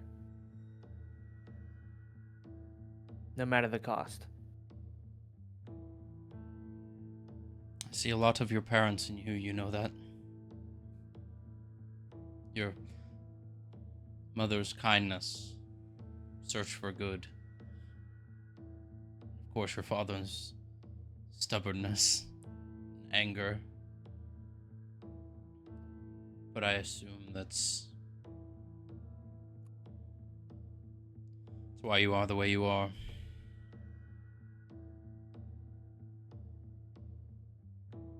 Yeah, you can say I'm a Don't blend of both. be your father when talking to him. I know you'll want to. I'll know you'll want to fight and scream and yell and argue. Coming from me, that doesn't lead anywhere good. Be your mother. Compassionate, kind, understanding.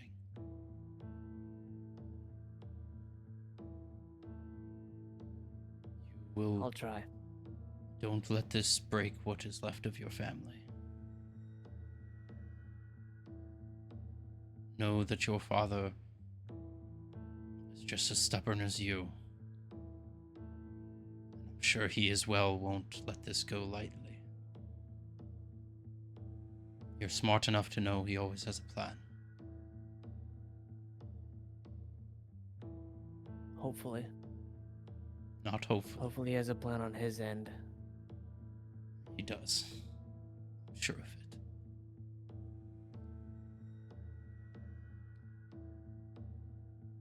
On a more lighter note, how about this ugly new form of yours? You're telling me. I'm still getting used to the size. It's Sure you can not the best look I've ever had. Sure you can already feel the brain cells departing from your head. Yeah. You can know say that will be a part of the conversation too. What you chose to get yourself into. I can't say I disagree with the thought, but know that That's fair. he will use that. He has before. So. But you have to admit he's not wrong about it. True. None of this would have happened necessarily if I would have never left home, but in a greater sense, I, even in this form, have learned a lot of things. I've pushed myself past certain limits. I've made new friends. And I found a bigger purpose than what I originally had planned. I'm glad for you that you found something out of this. Give yourself some time, collect your thoughts. I apologize for your lack of a bedroom. But as for certain qualifying factors of our current situation, we need to get bonuses where we can. I understand. Do what you gotta do to take care of you and your family. She is high elf born, so she comes. Why on our ship? Your guest is as best as mine. She came with her carriage and claimed to be needed somewhere, and, well, paid a more than handsome amount for us to ignore. I know the way she looks, but can't deny physical coin. So where is she trying to go? What'd you say, Tay? She's also seems to be one of druidic born. On this ship. So you can see why she takes priority.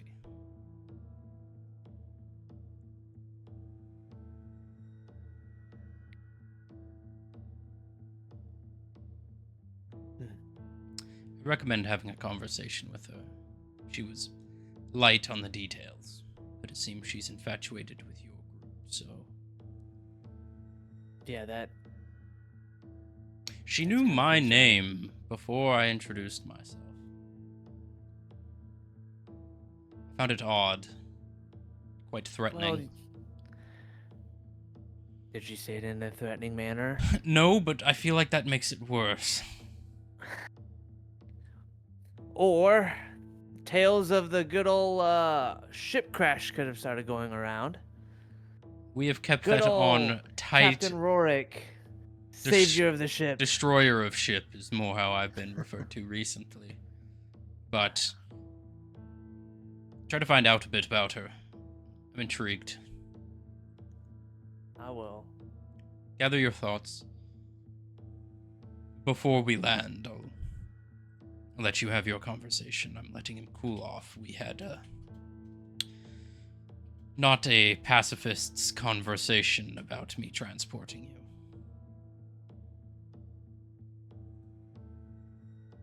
Fair enough. I want you to sit on something before I go. And you don't need to answer now, and I don't want you to answer now. As we get closer to the integration, you said it yourself that your future's not looking very bright or very long. I ask you to consider devising a plan to get your family to you and, well, commandeering the ship for yourself.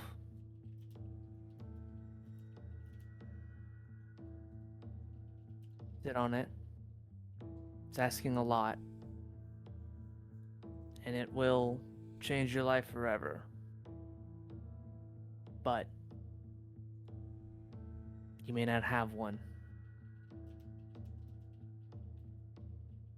So, think on it. I want the best for you and your family, and I don't want to see anybody else die. Neither And I do know my I. mother wouldn't either.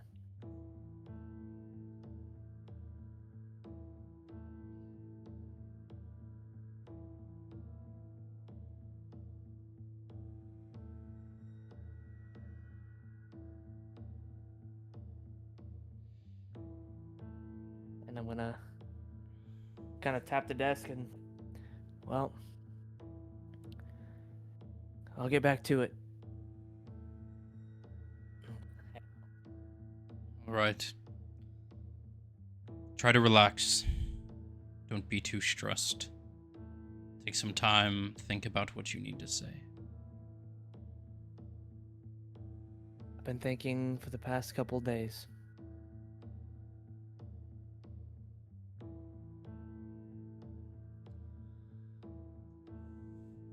I'm Right. gonna open the door.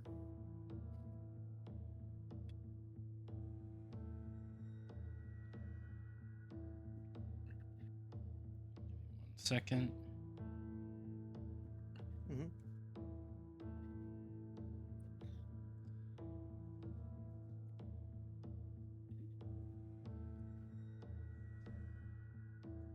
All right.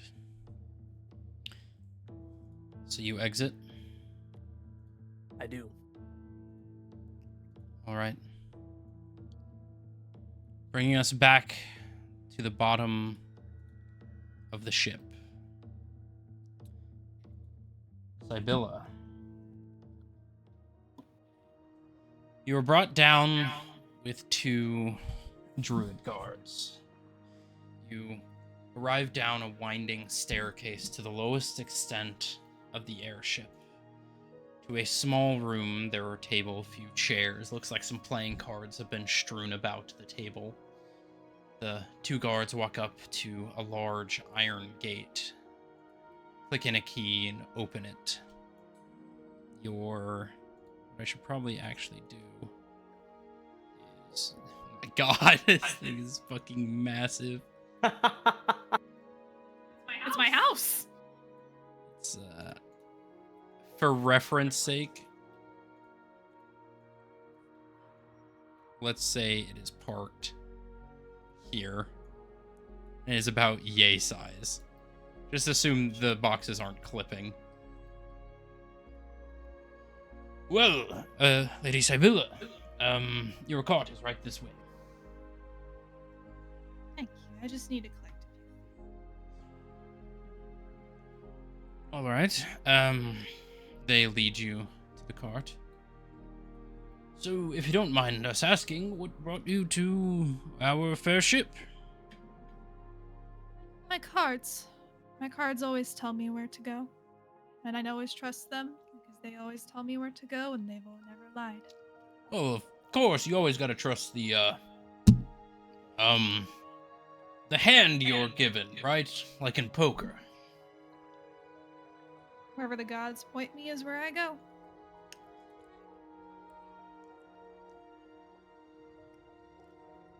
Why, I'll hop onto my wagon. Of course. I'll grab. I have probably a bunch of extra bags laying around. Oh, we can grab those for you. So I'm grabbing all my ritual items. So candles, incense, a book, my cards,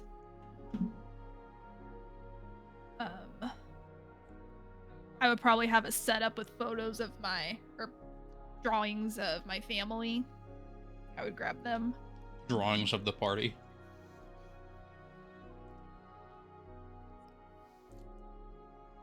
And my stash of coins, because I don't trust no hoes with my coins.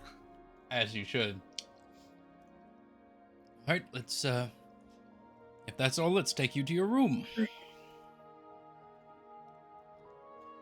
And they begin walking back, locking the gate behind them as they do. And you are brought to a very lavish bedroom, as you can see. A private dining area, a private bath, a luxurious bed, sofa, books to read, table to write on. Well, this will be your room. If you need service, food, drinks, or anything that is within our capability to grab for you, please just let us know. Just outside here, you'll find the dining hall, the kitchen, any luxurious activities you wish to involve yourself in. We are more than applicable to assist you with. I lightly bow my head. They give you like the full one knee bow. Stand up. And Sarah Dwin is on my shoulder. Yes. You see the little owl also give a little bow. The guards kind of look at each other and all the bags that are around and just nod, get up, and begin walking away. And as you are left in your room, we are going to transition to the other party. First, we are going to take a quick intermission. Bathroom breaks, drink, refills, food, everything like that. Finish your wrap. I will be. So we will be back here in a few minutes.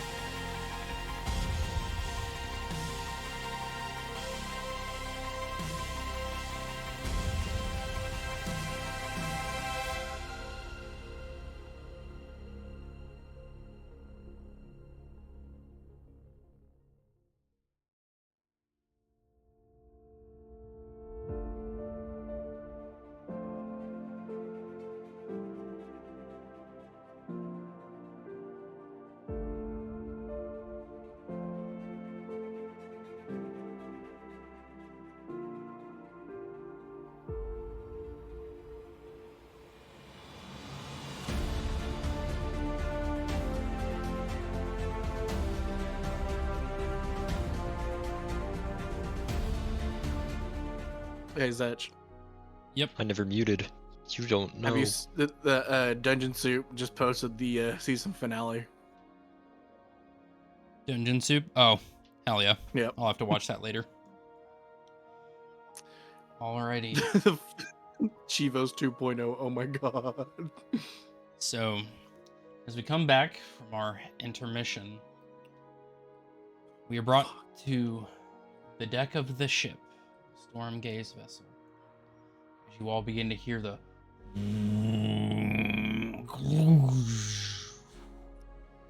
ship begins taking off. Yerk, you were on the back of the ship, looking over the skyport. Thydonia. Something catches your eye. You see a figure standing on the port, looking out at the ship. Dark, ragged clothes, moppy, blonde hair, 5 o'clock shadow beard.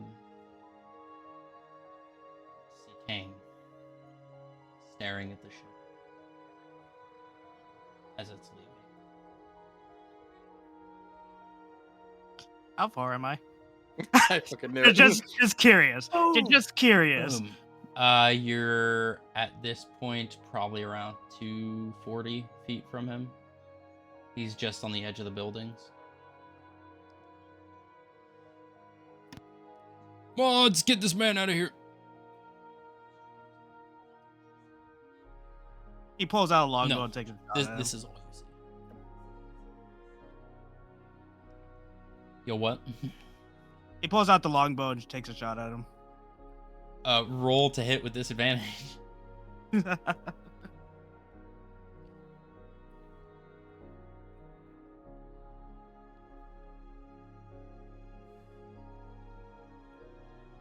16.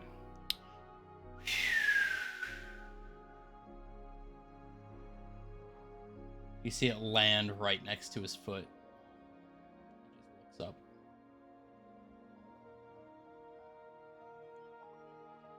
Eric just stares at this point.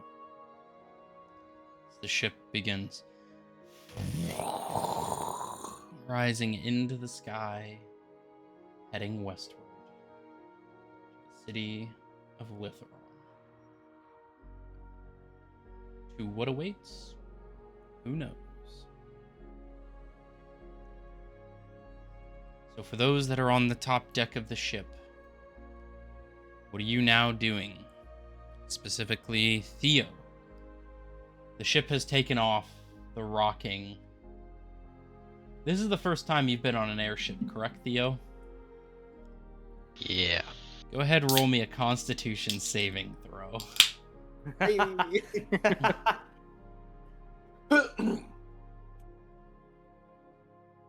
13. 13. A little queasy. The rocking in the air, the wind blowing, you're kind of... More than a little. Your stomach is not quite sitting with you at all. Ark, you can see Theo kind of holding on to the mast of the ship. Ark's got to do something else. And we'll come... What are you going to do? And then we'll come back. He is sending a prayer out to Soliana to summon her here. Okay, so we'll get to that in a bit. So Theo, it takes you a bit of time, but you eventually are able to kind of get your sky legs, your sea legs in the sky, if you will. And you kind of, your stomach's settling a bit. You're not afraid of the heights at this moment, but you can tell you're kind of teetering. So what do you want to do, Theo, as you're up here? You see Otis is kind of just sitting on the table. At this point, you would also see Valen kind of coming out of the captain's quarters and walking out to the deck of the ship.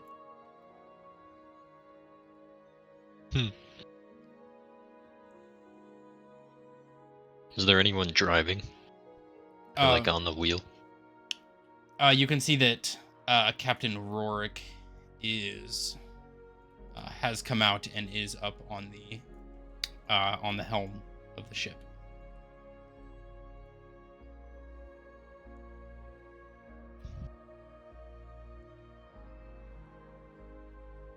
I think I'm making my way over to him. Alrighty, roll a Constitution saving throw. As you begin moving on this ship.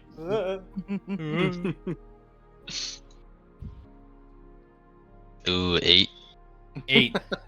Yeah. Not good at all. You walk and the ship kind of takes a jolted turn and you kind of move towards the side to catch yourself. And as soon as you do, you look down and you see as you were moving away from the city, you're about 200 feet up.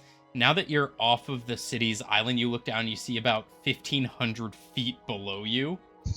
And just this thick, snowy, frosted jungle-like terrain, and you were really high up. And you kind of look over the edge, and you just go white, and your knuckles just clamp onto the side. Valen, you can see this as you're walking out. He kind of stumbles, grabs the side, and just stops moving. It's just held there. Theo, are you okay? I don't think I like being up here. It's everybody. It happens to everybody their first time on an airship. Is it your first time? My first time up this high. Yeah. You'll get used to it. Just when the ship's moving, especially near takeoff, it's best if you're in a stable position. And try not to, look down. You see him immediately look down and get more white. Oh. Eyes up here, Theo. You feel the nausea rising and you vomit off the side of the ship. Blah. Blech. Just a little. Blech. Yeah. I'm gonna kind of yell at the captain. Captain, we got another one. Did he hit the Another side? what? Did he hit the side of the ship? I'm gonna look over. Smeared just all across the side. Yep. You see he reaches up and holds one of his earrings. You hear him say some stuff. A few seconds later, a few druids guard come out. See, they don't have their armor on, just they have the armored like pants on, but just more of a regular t-shirt. Okay. And you see them just walking up with just a mop and what looks to be a like bucket seat on some rope with a big like industrial like hooks on the end, and they just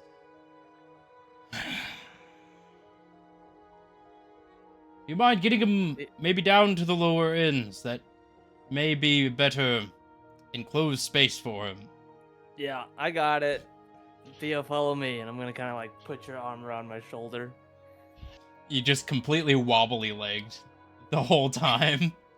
All right, let's get off the top. Let's do that.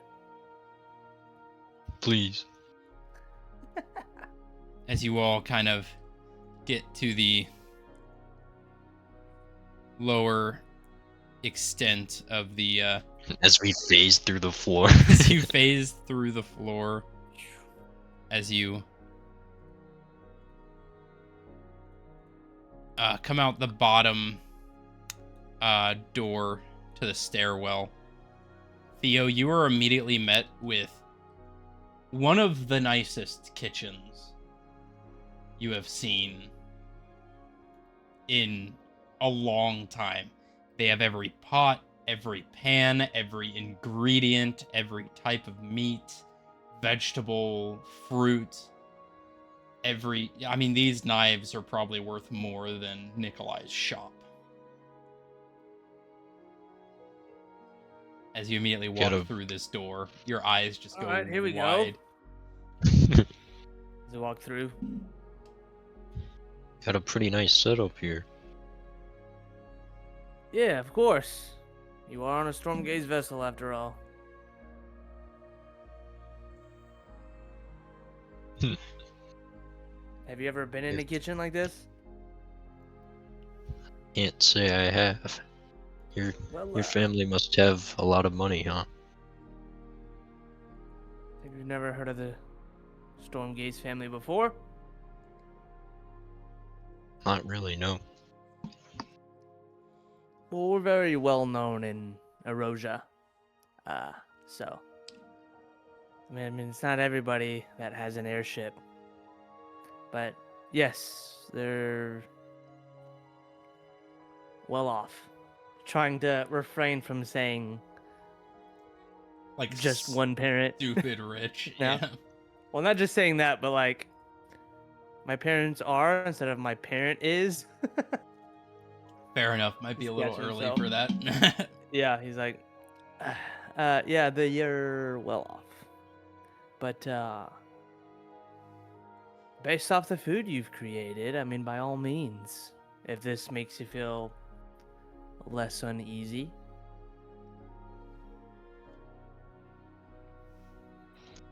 I mean, yeah, I well, I already feel better here in my element. Cool. By all means, go ahead and whip some stuff up. I'm sure that'll help our chefs that are on the ship not have to do work a little bit later, and I think they'll appreciate that.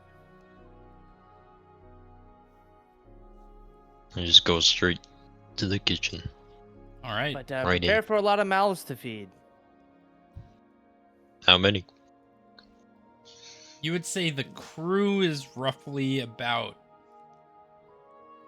15 or so, plus you all. Oh God, your oh no, your carriage is clipping through the roof. We'll have to pull off the bars for the. Yeah, for the- pull off the bars and the top net of it and get it to fit in. So Theo, you're looking about 21 people total, including us. Wow. Yep, I there's guess a lot. I'll be busy then. You will be busy, and it might take you the majority of the day, so it should hopefully get your mind off of flying. I check to see if there's any windows around.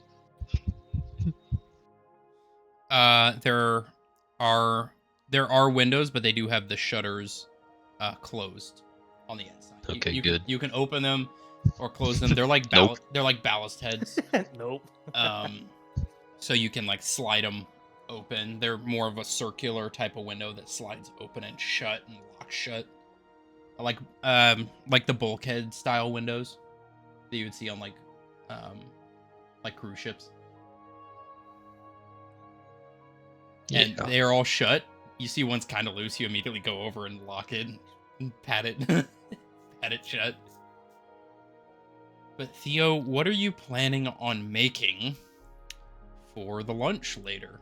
You have every meat, ingredient, vegetable, fruit available to you. Main dish, side, drinks, whatever you want to make.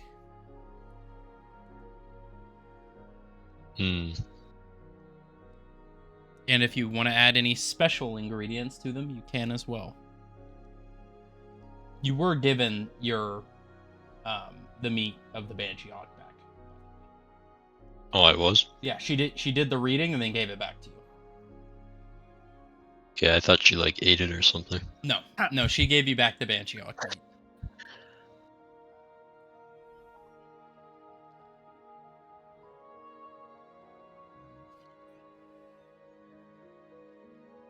I'm just writing that down. All right. Dang, Ruby is going in on them toes. Jeez. She's a clean gal. She's munching on them.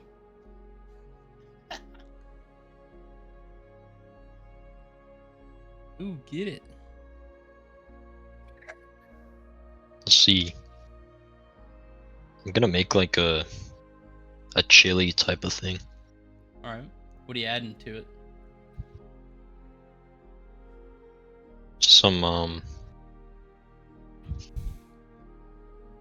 I see some like high quality meat. I'm gonna use a little bit of that. All right. And then the chili powders.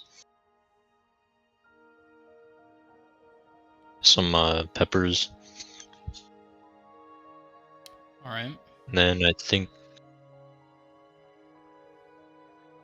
What does chili go with? What side do you even put with that? Breads. Cornbread. Yeah. Cornbread? Does that even exist? Carbs. I mean, it can. There's corn and there's flour. There's I eggs mean, you made and milk, cheeseburgers. sugar. Yeah. Make sloppy wieners. Wow. That's the canonical name for chili dogs, Tay, if you remember. You guys named them. Oh yeah, I do remember that now. The world canon for chili dogs is they're called sloppy wiener. That's insane.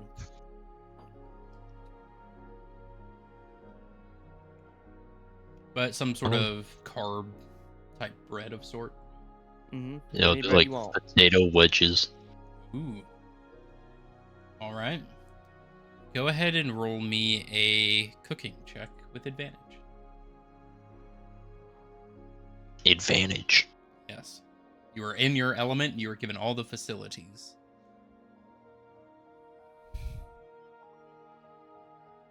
A 24. Nice. Balin, you immediately see him just going like blitz speed just around this kitchen, just chop chop chop chop chop chop, throwing things in. Immediately the dining room begins filling with just the smell of just fantastic food. Theo, you're finding ingredients you've only thought existed before, tasting them, smelling them, and you're doing fantastic.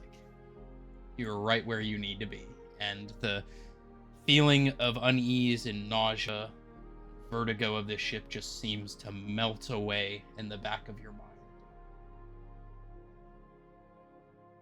Well, I see you're pretty focused, so I'll let you do your thing and see you for dinner.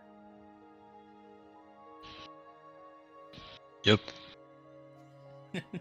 I'm like too busy to Locked in. speak. Yeah. Just like, hold on, I'm cooking. Let him cook. All right. All right. So as you guys are down there, we will come back to Ark.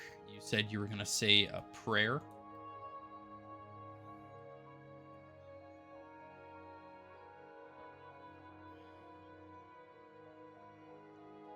Western, you there?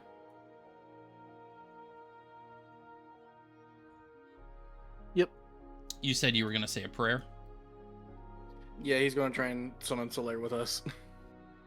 Soliana. Soliana. Gotcha. What are you going to say to her?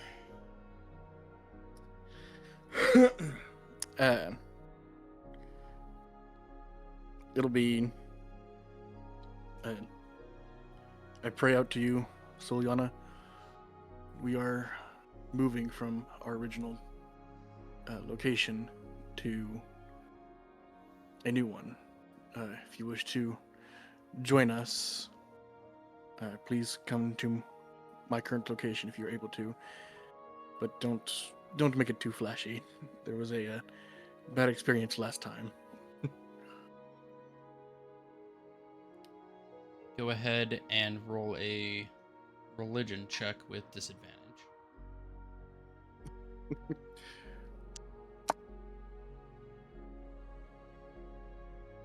Flat 11. 11. Gotcha. You speak these words out. No feeling seems to come to you. Shit. That's not good. You can tell that there is something that is blocking that connection. You can tell whatever thoughts aren't landing where they I have a feeling we have another problem coming up, I guess. As you are standing there, you do see Sai and Lyluth, which I should actually grab. Is there an image character I could use for Lyluth? Oh, there's Yerk.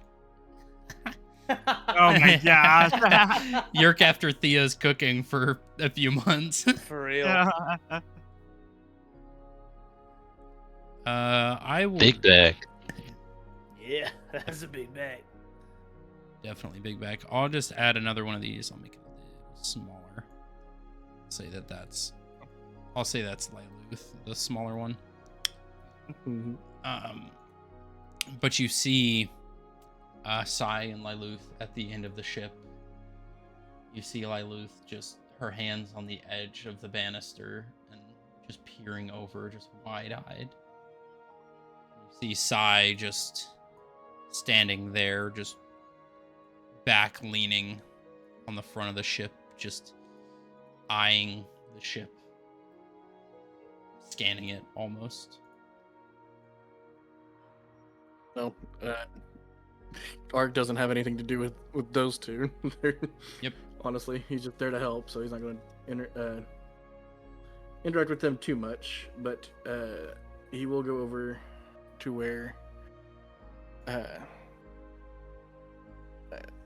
Sibla is. Sybilla. Sybilla, yeah. She would be I'm- downstairs. Oh, Just kind of. oh, oh. Sorry, in order to fit you guys in here, I have to turn off collision. And that has Good some one. weird effects with sending you through the floor. So you would have seen her go downstairs, but you don't know exactly where she's at. So you come down the stairs and you would see Theo cooking up a storm. And Valen, what would you be doing at this point as you have kind of dropped Theo off down here? At this point, I'm probably gonna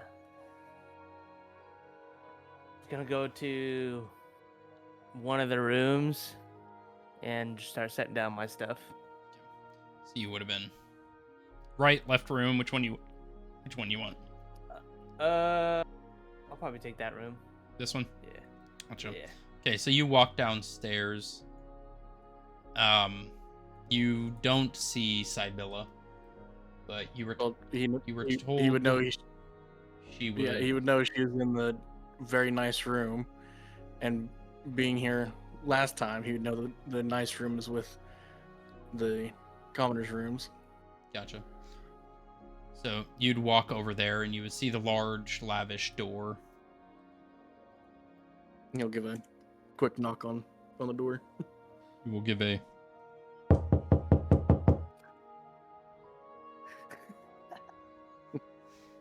Sorry, I love that effect. Enter. He'll go ahead and head in. You open up the door and walk in. Sybilla, what are you doing currently in the room? So she would be kind of sat on the floor, kind of towards that bottom shelf. And she would have This all one of her- or this one? Yeah, and she would have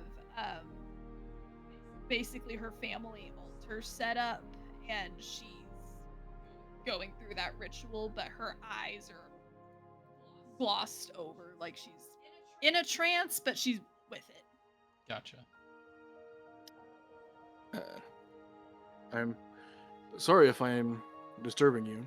I can wait.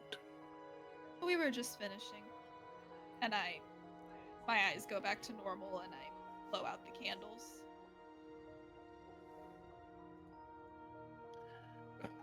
but I wish to converse with you more on your card reading that you had. Uh, what might have brought you, the reason that you were here with us.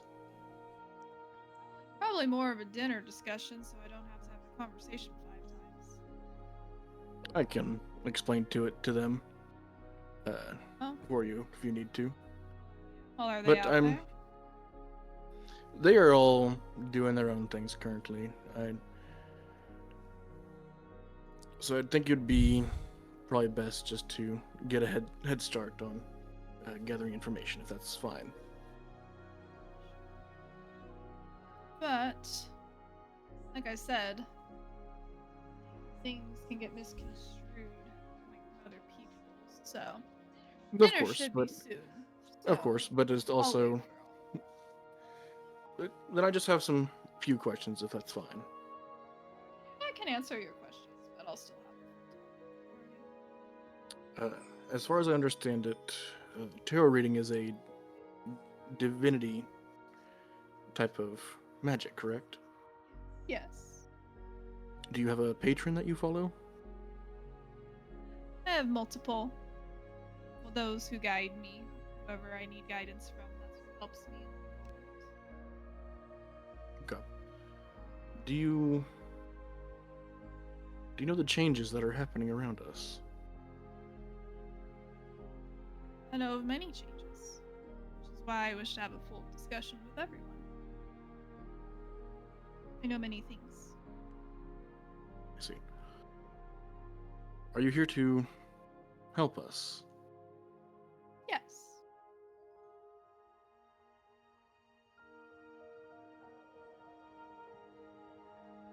Do you know of Sinrir? I'm assuming I do.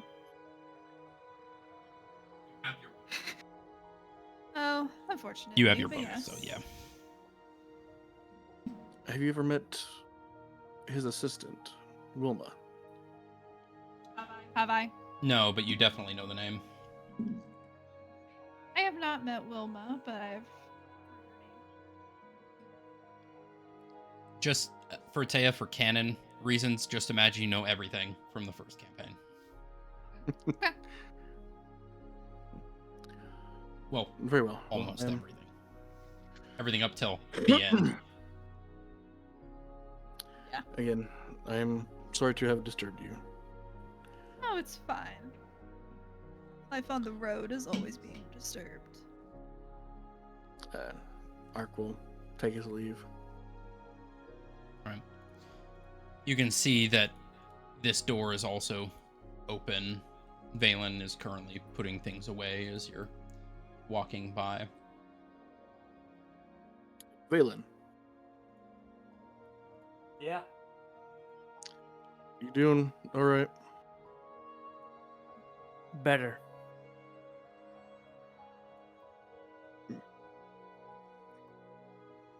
Have you made contact with your father yet? Not yet. That is on my list of to-dos.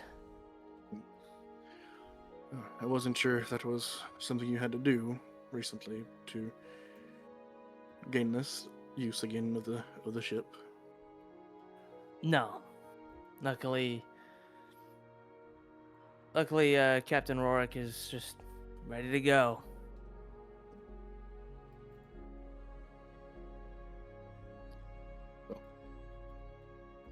Are you okay? How are you doing?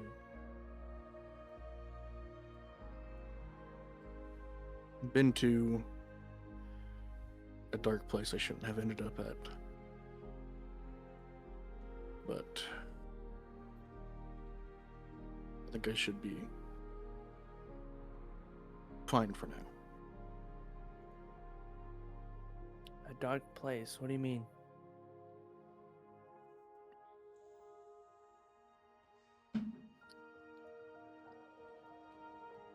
I tried to contact the Klitch to send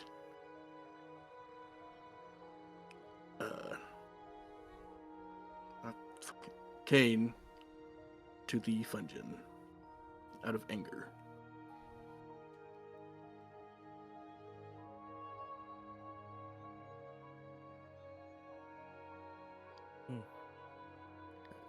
But it ended up on deaf ears and nothing had happened. So, Well, that we know of yet. I mean, Kane is on dry land and we're in the air. Kane did walk away, yes. He did not disappear in front of me or anything. Okay. So nothing had happened. I'm sure of that. Look, I can't say for certain, but I'm confident Kane wasn't the one who pulled the trigger. That is what he said as well. I left the spiritual plane before the round went off, but there's two people in the room. Kane and whoever Kane serves for the Blood Hunters. And because of a conversation I had with Kane, I gave him a choice. I told him if he is to pull the trigger, what the consequences could possibly be, and what the party would view him as. And I trust that he made the right choice. But I left before the round actually took flight.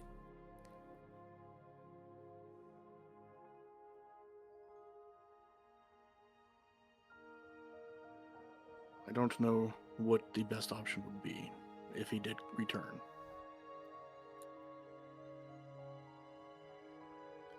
And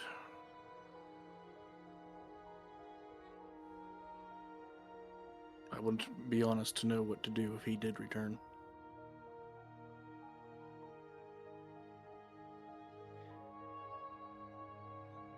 Well,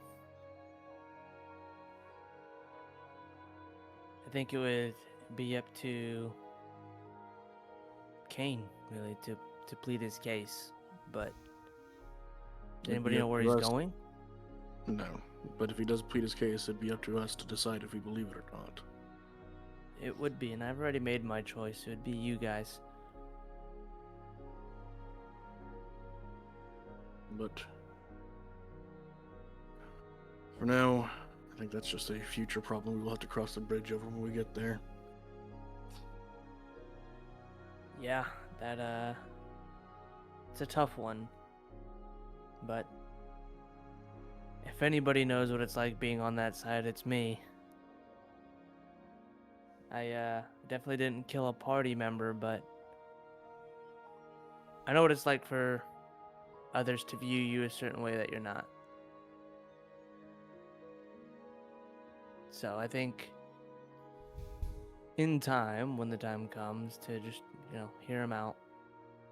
Because who's to say that he didn't do it? I'm just giving him the benefit of the doubt. Yep. But, if you need anything, Ark, you know where to find me. Don't harbor in your own emotions as well, trying to care for others but neglect yourself. Oh.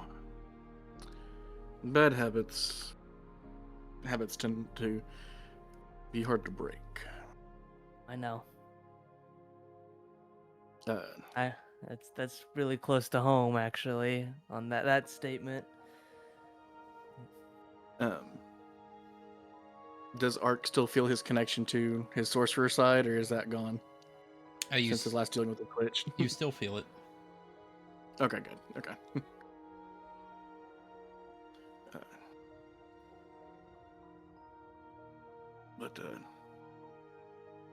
But yes, no, that's just what I wanted to catch up on you and see how you were doing.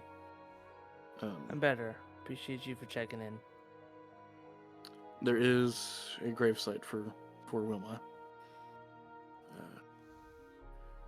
When I had said it, it seemed like Sinmir had joined in the small funeral procession and created a obsidian statue of her. I woke to the dragon's guard trying to remove it, but it even with 5 other dragons, they couldn't even move it. That's. I wish I could have been there to see that sight. I would have had It a was good a laugh. sight. That's great.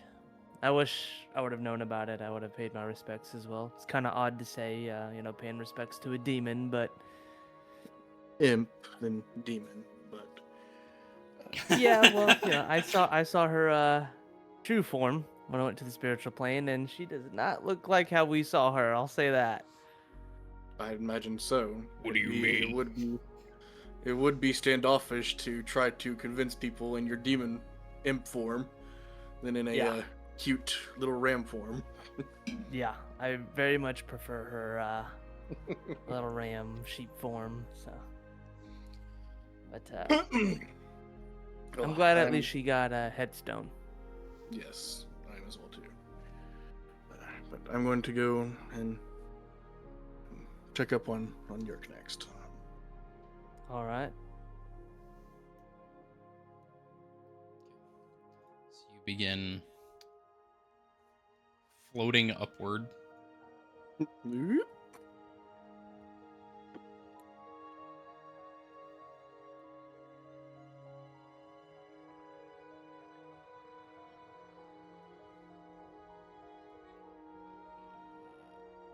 Put you there. You take a bit of time to walk past. You see some very disgruntled druid's guard going back down the staircase with a mop bucket full of vomit. You eventually find Yerk at the stern? Yes. Stern. Yes. Yes. Stern of the ship. I'm learning ship terms, okay? Just say the back of the ship, bro. No, I've got to be accurate. No, you have to use with it. flip terms. Yeah. The stern of the ship. Yerk, what are you doing at this point? Kind of like has his arms crossed on the balcony, and just kind of looking out. Mark will give like a heavy slap on his back. Hello there. Ouch! Right, I Would think you- you hit me in the stump. Ow! Where you heading? What you daydreaming out there of? I don't know anymore. A lot of things going around in my mind. And I wish I got that Well- weapon back. I'm sure he'll be back. He'll follow us some way or not. Yeah, so I'll try. Never mind. But just checking in on you and checked in on Valen.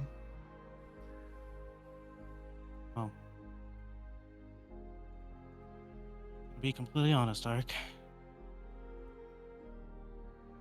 Valen died. I think I would have lost another part of myself. He's alive though.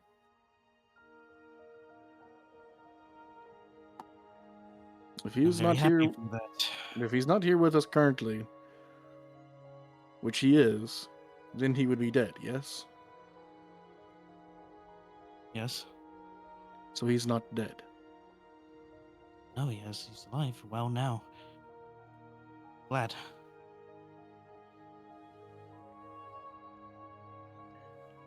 From your stories that you've told me, you have died as well too. Said I have. So why would that be different now with Valen?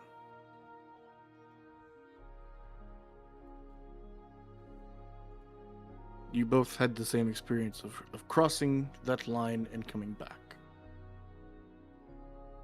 Does that mean you should treat him differently? No. He is still the same Valen.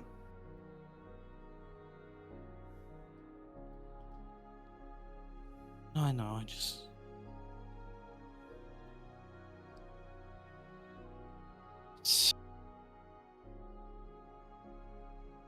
From the Start- bit of research that I've done with the arcane powers and some knowledge that I have on the Revivify spell and how it works, it is to convince somebody to bring their soul back into their body.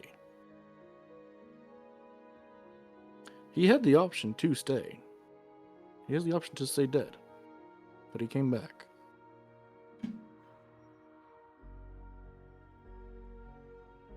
I'm happy for that. It's just There's no another just. close There's no call. just. Okay. A thing had happened, and we responded to how it happened. Started this journey with so many more people. People come and go. People pass, and some live. That is the life of an adventurer.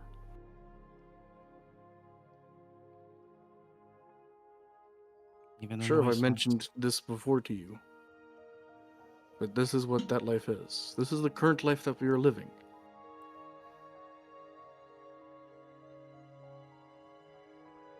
This railing that we're leaning on could easily just snap and we fall over to our deaths. Be eating dinner one moment and choke to death on something. Death is a constant, and it shouldn't be something that we fear.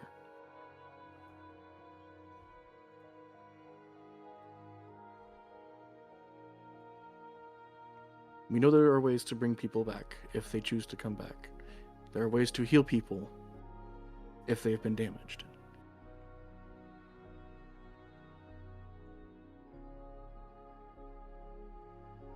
This world that we are living in currently is magic as fuck. But death still has consequences. Our actions have consequences.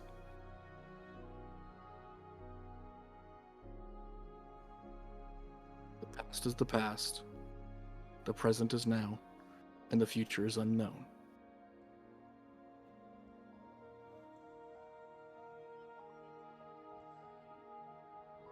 Right now, you shouldn't dwell on, oh, he died. You should be present and be glad that he is currently alive. Yes? Yes. There you go. Not only that, Ark.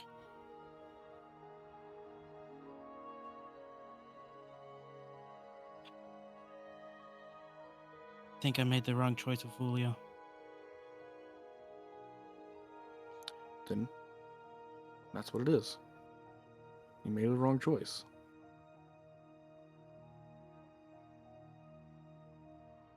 What you do from now on is how to either A, fix that bad choice, B, learn how to live with that bad choice, or C, move on.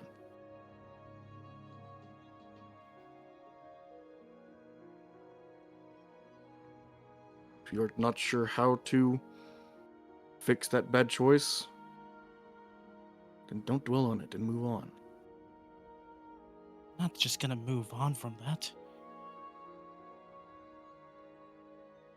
This is what it means to choose badly, is to live with the consequences. Yes, and I caused her death. And it was my choice that caused 4 other people's death. She's even dead. But I still live on.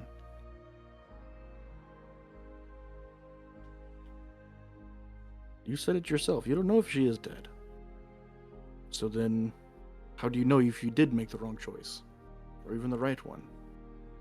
I don't know. I just saw something. Then in the end, you don't know.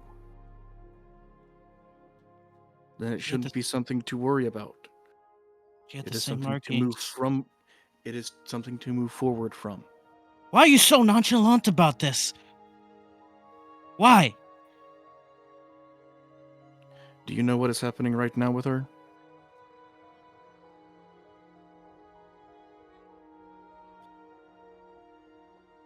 I've seen some kind of form of her. The And ramp. do you not think that it was her to guide you, to tell you to continue moving on? It has the same markings of Liluth. Yerk, you said it yourself. You do not know what's going on. So how are you supposed to feel? You want to sit in the corner and cry that you don't know? Or you want to keep going? Why do you think I'm back here? From what it seems, still being upset and whinging over it. I don't know what I saw. Then the best option is to just follow. Michael giving me a path. Then follow that path. Is it just with the gods? Is it fair to be with the gods? I don't even believe that anymore. Then don't. Then Senra. Follow the path. Your path. Does it involve the gods? Yes, no, who knows? Does it involve this child? Yes, no, who knows? Your path is your path. Who comes across it? Who leaves it? Who stays? Who goes? That is not something of your control. Because they too have to follow their own path. Would be my control if the gods don't control fate. Fortunately, you cannot control people. People will make their own choices.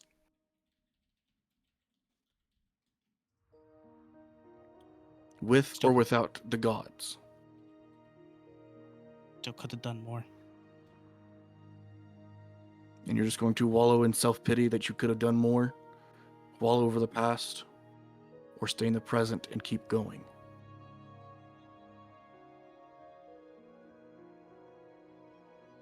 The person that is holding you back is not the gods. It is not the other people. It is you. You are holding yourself back.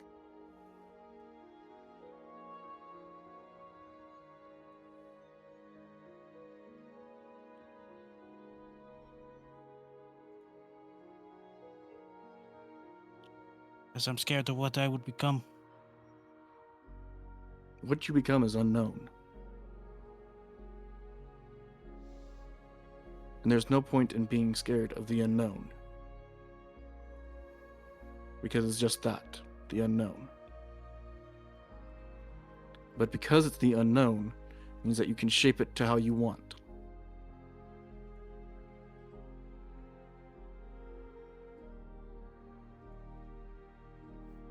So stop holding yourself back and shape yourself to how you want it to be.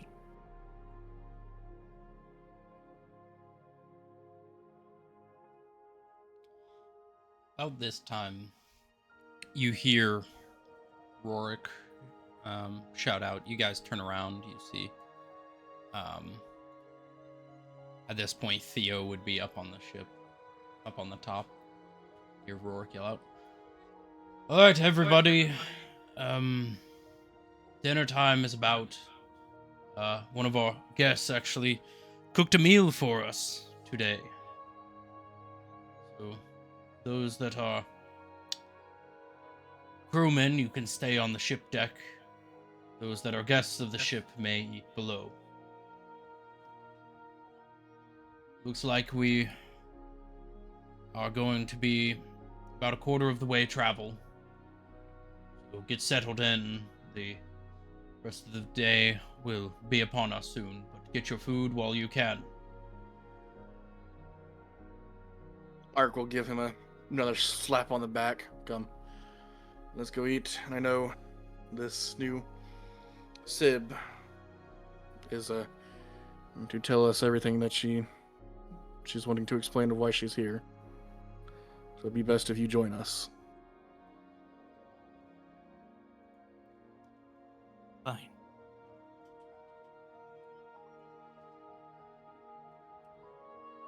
right. Let's bring you back down to 0.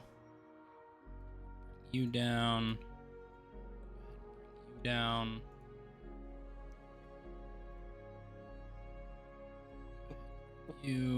You.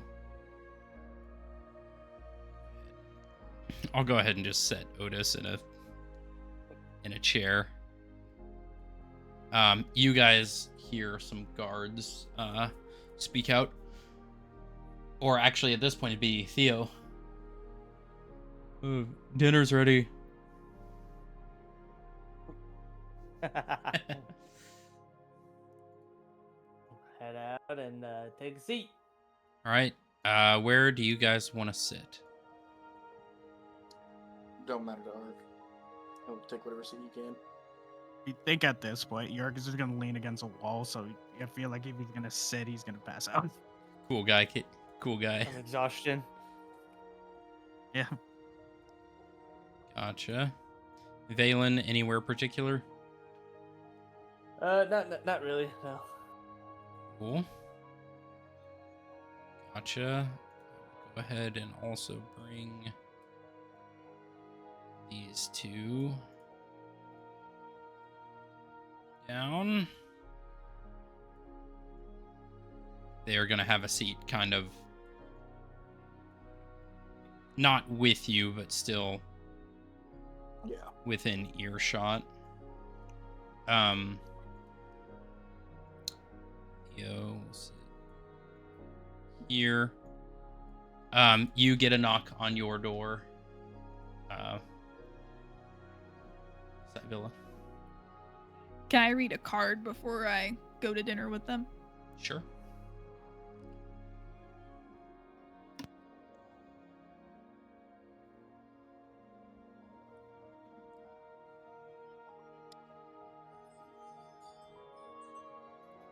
You spread your tarot deck out. You shuffle and you pull yourself a card. You get a knock on your door. You see Theo peering through the window. Dinner's ready if you want one. Oh, thank you. I'll be on just a moment. As my eyes are all glassed over. Okay. And he's gonna walk back. Put my cards away and come out. All right. You guys see Cybella come out and take a seat. Cybella, you would see two individuals you have not met before over at the other table. You would see one individual covered in cloaks, bandage wrappings across the face. You can't really get a good read on physical form, shape, or really anything. You know it's a humanoid individual, but they are completely covered. The other one you see is a woman, pale white skin, blue eyes, long, scraggly black hair, torn clothing, worn, definitely looks homeless. A little bit more well cleaned up now, but you can tell there was a lot of dirt and torn on the cloak. She is sitting next to the other figure, and they seem pretty close. You see them kind of sitting off at a separate table. But you see the rest of the party sitting at this table as you come and take a seat, as Theo begins serving a big pot of chili, breads, drinks, a good hearty meal. You see some of the Druid's Guard come down and grab some of the other pots and take them upstairs to the upper deck.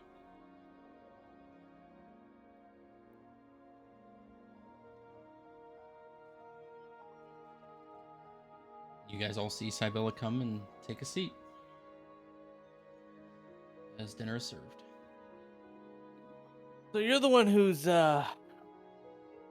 bribed my men on this ship. Bribed? No. I paid them. That's normally what happens with a bribe.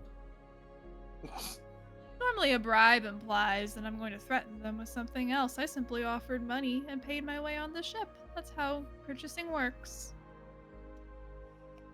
Why this ship? Like I said, my cards brought me to this ship, and I'm glad they did. What do your cards have to say about being here? Why this ship and not any other ship? Because you all, from the sounds of it, have some problems you've gotten yourself into that might involve a lot more people than just yourself. That's putting it Would be lightly. correct. And so Before what's I your... tell you what I know, what do you know? What do I know? Plenty.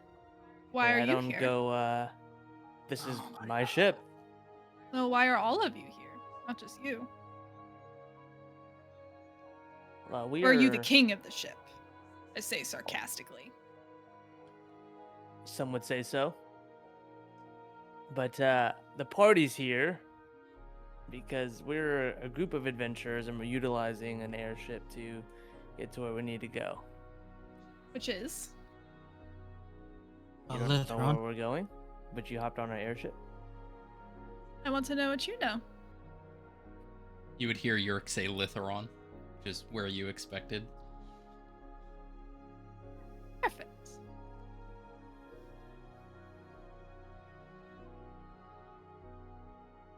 You Think know it- you give away a lot of information to strangers, right? I think this will be easier to not play games at this point. Chances are I already know. I'm sure you do. Seems like a lot of people know a lot of things nowadays. Valen, her magic is divination style magic. It would not be surprising that she does know a lot of stuff. So please, just Been to several of not. your family's fights. Put on a good show. That they do. We wouldn't have an airship otherwise.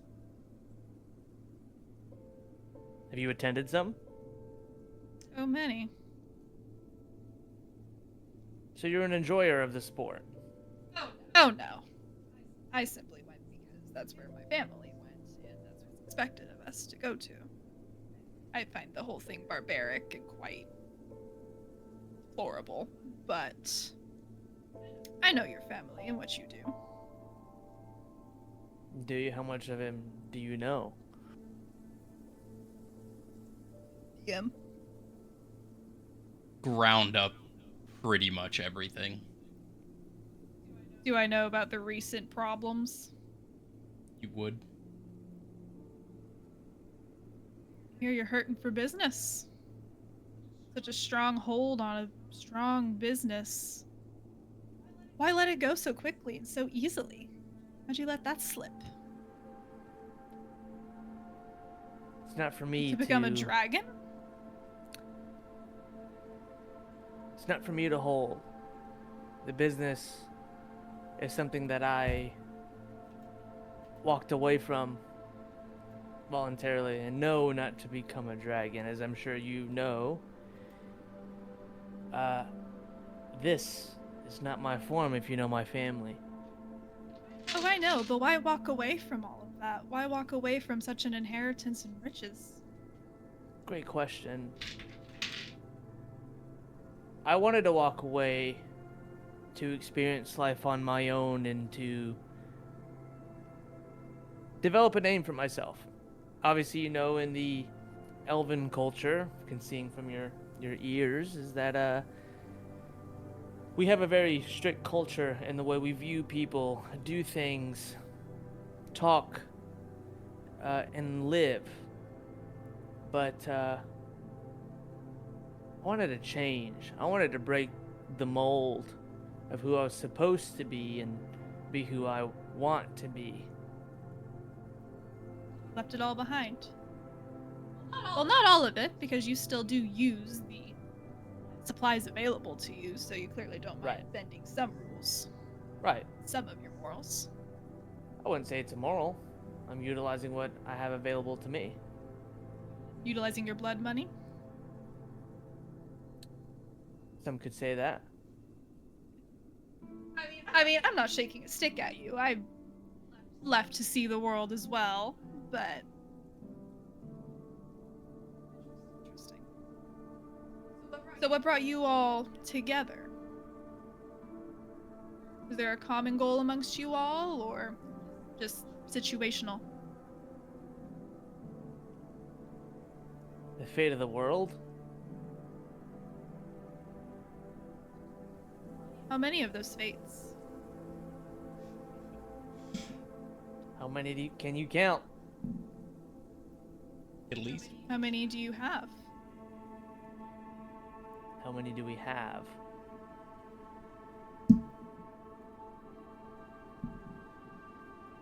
By fate of the world, I'm referring to Eternus.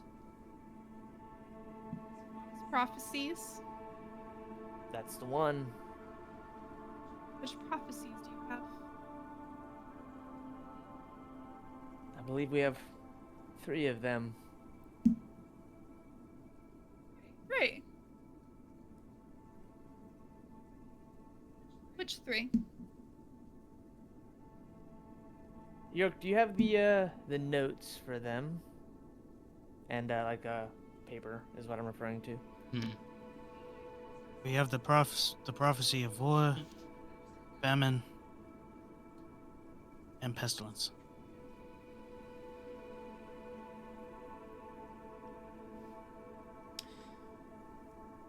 Do I need to read the entire prophecy too?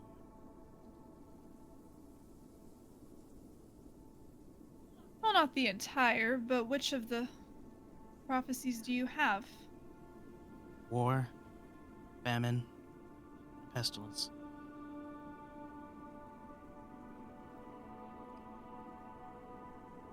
At this point, my eyes would glaze over again. So instead of being purple irises, they just go pure silver and glow. Right? Alright. Yep. Upon the day in which the eternal shackles lay bare, and the great void returns to reclaim what is owed, there will be a great darkness that covers the world, and out of it will come a bringer of wrath and hatred to claim the soul of the world as its own, and its name shall be Death. Other prophecy.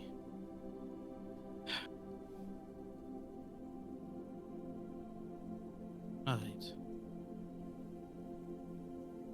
Well, that's good. At least another one we know that we may stumble upon again.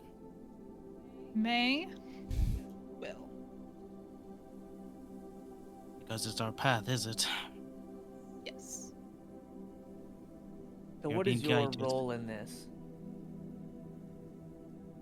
My role. Tell you what you need to know and what you may not know. Because I can see what others cannot. Like a fate? You grew up among the druids, or knew of the druids. Mm-hmm.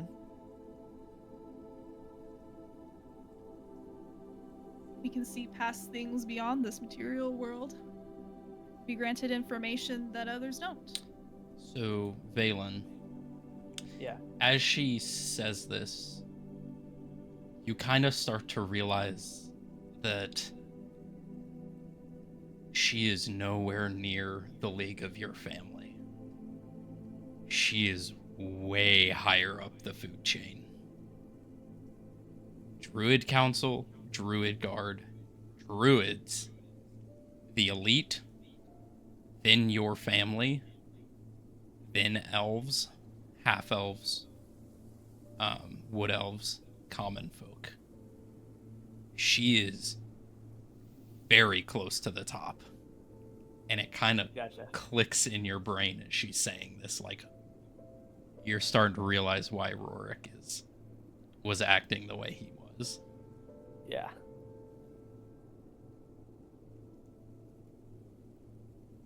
Got it. So, why come here to help us, other than your cards? Because I too don't wish to see the world be blown into smithereens, because I live here too. Fair. And similar to your story, I need to make my own name. Roja only is so entertaining when you live in a box. Agreed. The same people, among the same people deemed as vermin. Right. So, I Do you decided know to if- come see what else was out there. Do you know of the note from the Atreus librarian? Do I know that one? A note.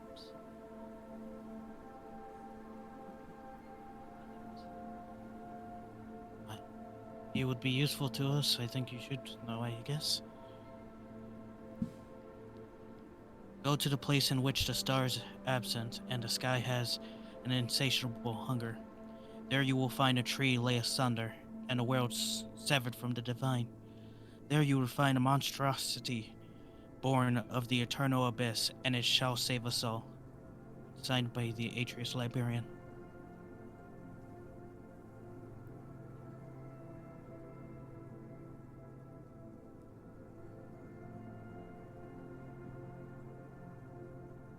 DM, what You- do I make of this? We definitely know of the Atreus. Go ahead and roll me a wisdom check. Have you met the Atreus? No, it was a note from a previous companion that has since left the party. Who would that be? Vanya. Who? Vanya. Does that name ring a bell? Nope. That was a 16. 16. When looking at this letter, something clicks in your brain. Something about the prophecies and this letter tie together. Specifically, the notes of the prophecy. This final letter has pieces of all of them. Go to the place in which the stars are absent. From what you have dreamt, you know that this is in regards to famine. The stars falling, the starless sky, the absent void above, the ascension of Adonius, the pushing of angels out of heaven, the fallen angels that now find themselves on the planet. The second, and the sky has an insatiable hunger. You have dreamt of war, the corrupted banshee hawk, a flying beast with an insatiable hunger for flesh. 2 prophecies are told within this letter. The third, you will find a tree lay asunder and a world severed from the divine. An allusion to what may come from Senrir, the severance of divine, the separation of the world from magics. The fourth part, you will find a monstrosity born of the eternal abyss, and it shall save us all. Pestilence. A beast seen unlike any other. An open door to the abyss. A flood of creatures unknown to man. A power never seen before. And the last part, it shall save us all. You notice the wording Not a acquaintance to the monstrosity born of the abyss, but the term, it. You notice that the it is capitalized, as if something completely separate. Something else shall save you all. Death, the true savior, the final prophecy, the single entity to save humanity.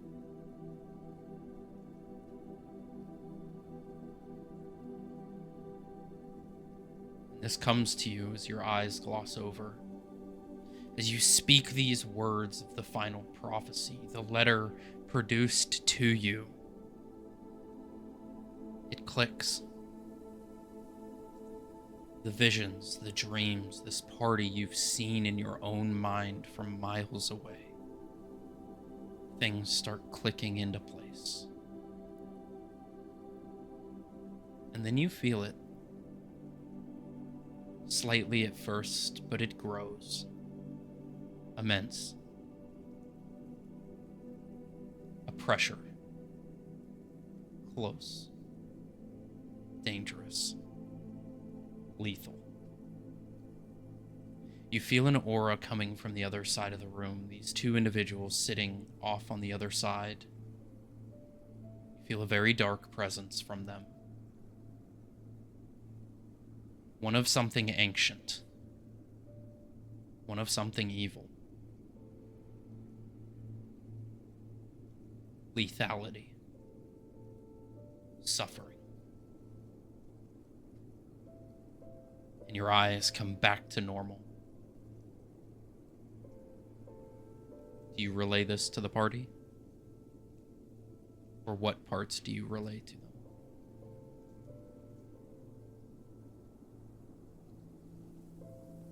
For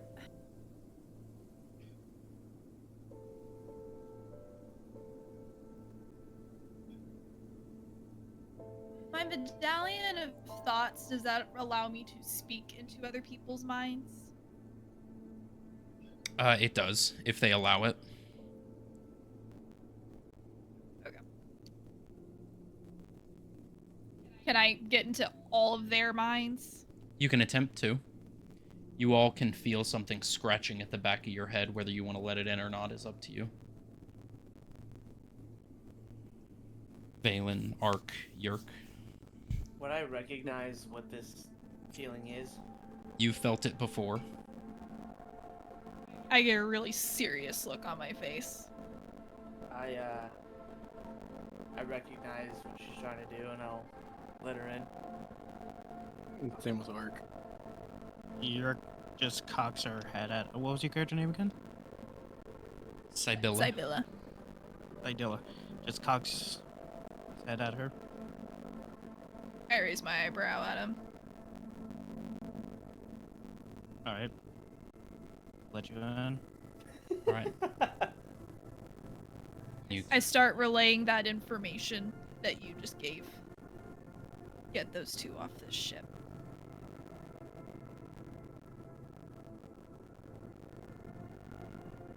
Are we able to talk back? Or? Yep, you can talk telepathically with her.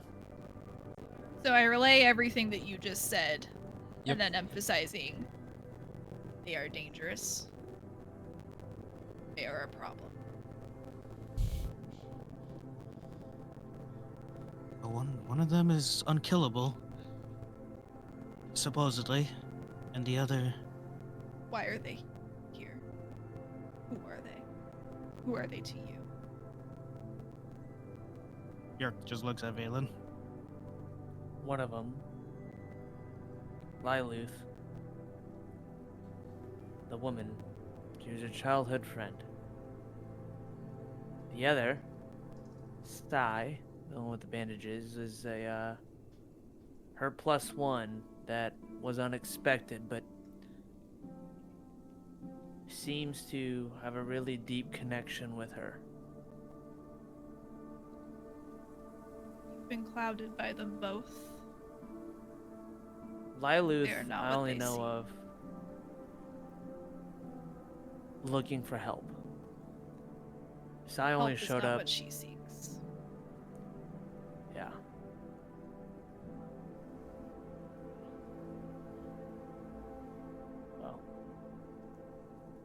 Well, they're on the ship now. DM, if Liluth had like sigils and stuff, like She had stuff on around. brands covering her body, these deep black and purple brand marks. She's thin, emaciated, withering, for lack of a better term. Cheeks sunken in, eyes, bags under. Sinew of the arms can be seen, bones. Can I see the sigils? Yep. What do I make of them? Roll an Arcana check.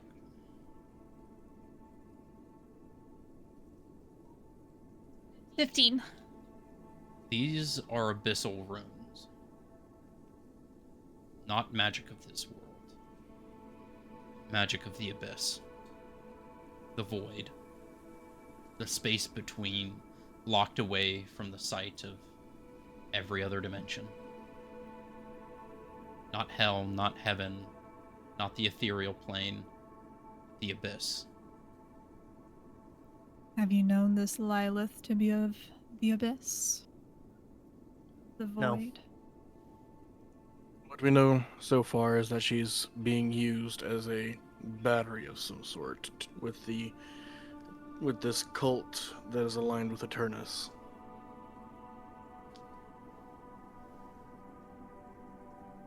Cult of the Ram?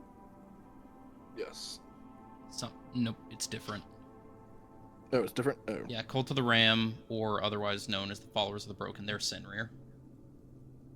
They're Senrir's followers. This cult is unknown to you, but you know they align themselves with Eternus, and that they are in some sort of temple in Litheron.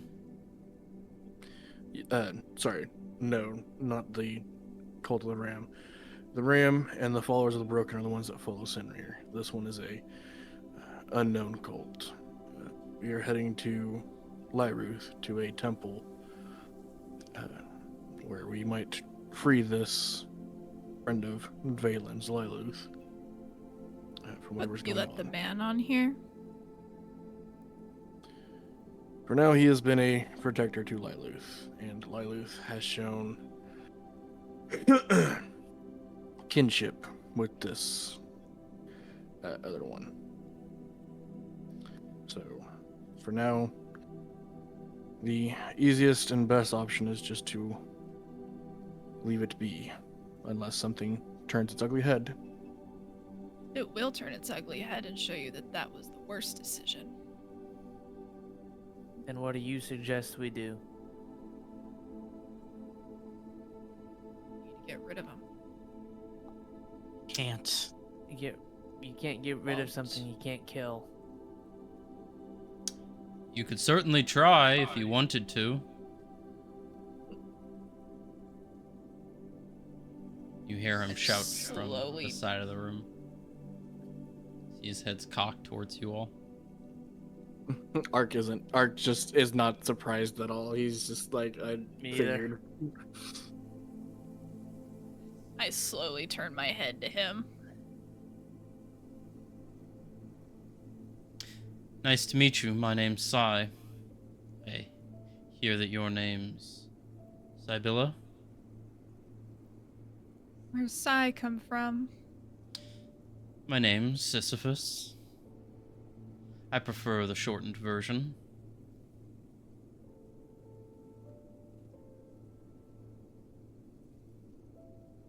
You seem to be a woman of power.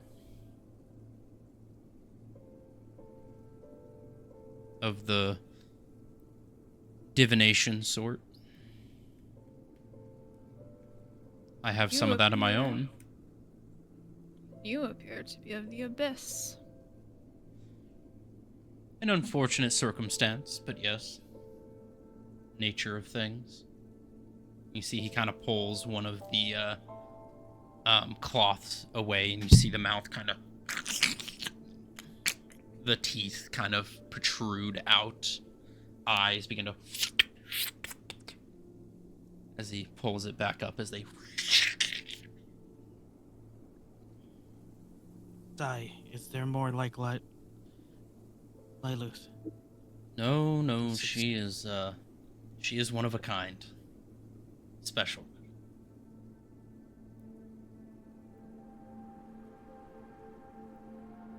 There it is again. Can And I I'm just supposed to do- believe this. insight? Sure, roll insight. You can roll insight too. Cybilla.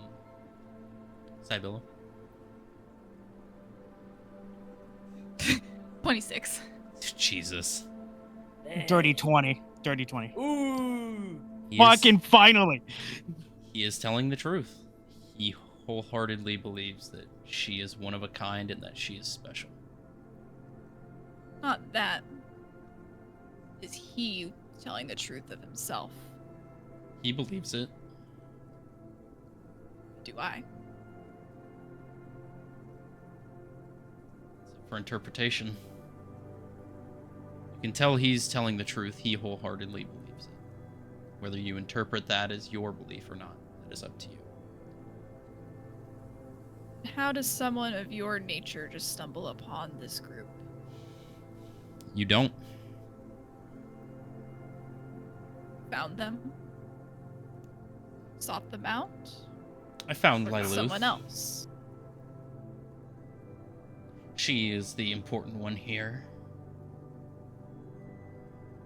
She has a place in this world. It just so happens that these,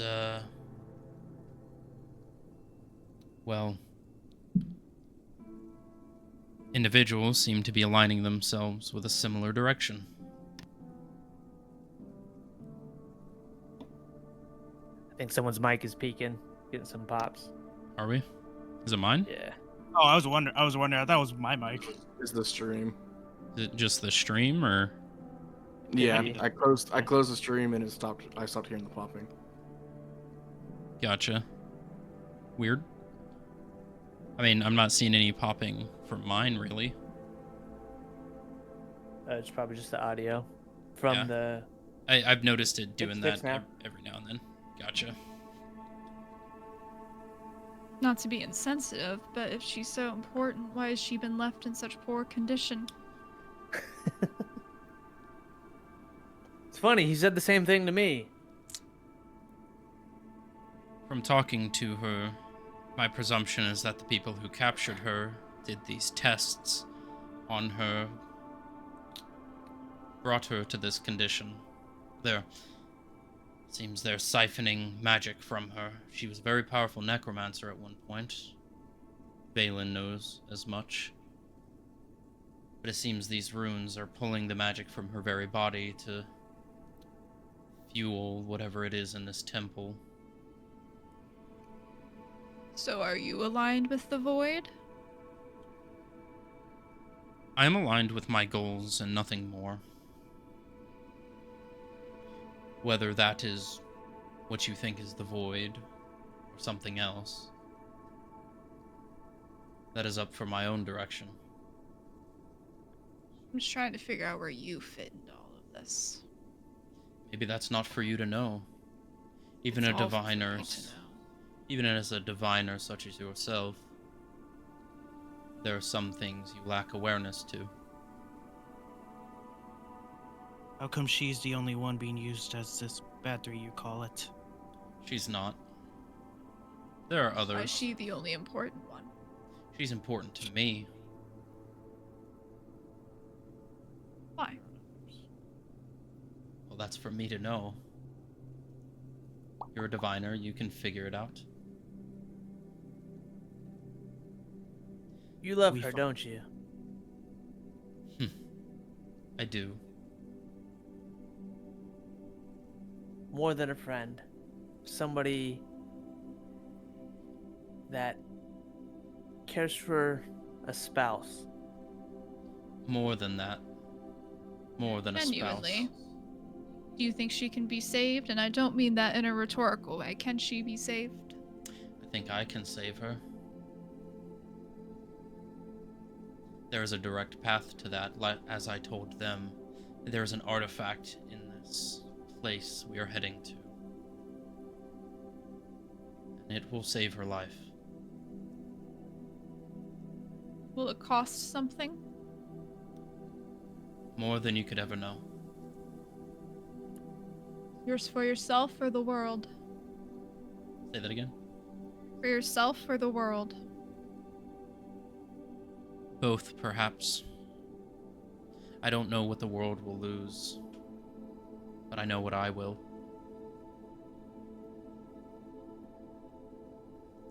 Will the other batteries be there? Most likely. If one's missing, they've got to get more somehow.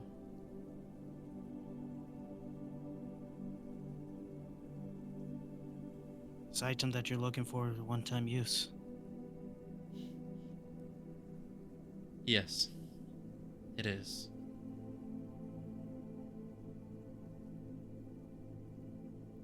And it's more important than anything you've ever seen.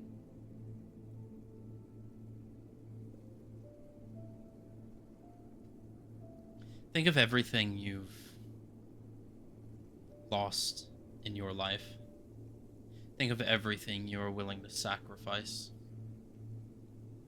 People you love, people you hate.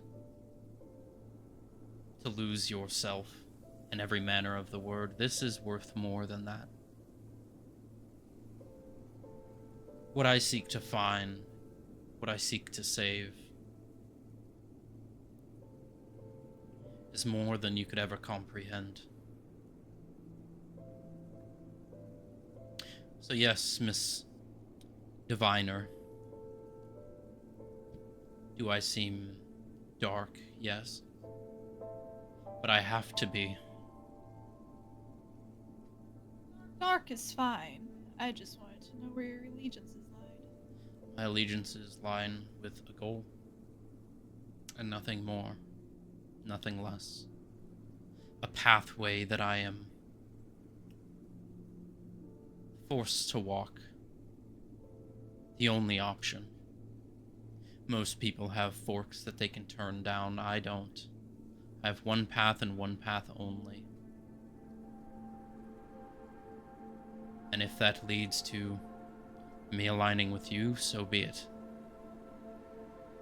Seems we've found ourselves headed in the same direction anyways. So I go with it for now.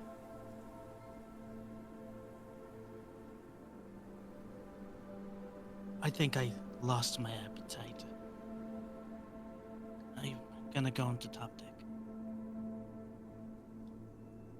Any of you, anyone else have anything to say?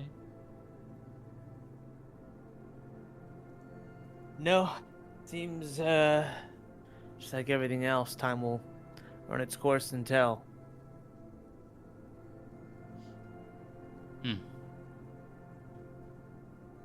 Well, we only have, what, half a day or so till we get there? Not very long, yep. Luckily for us, Liluth knows where the temple is. Well, So I good. recommend preparing yourselves for the day to come. So we're all going to. You guys don't have to go. I promise to help for Lilu's sake as a friend. And I kind of pause on that. You see he It's a doesn't friend. move. Mm-hmm. I want to make it very clear. None of you have to join me. None of you were asked to join. This is something you guys took upon yourselves, and though it is appreciated, I want to make sure that y'all don't have to follow my journey.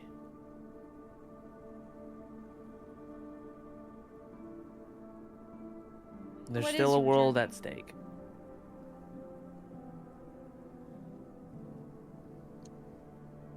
Sybil asked, what is your journey? I think Yerk stops from going upstairs real quick.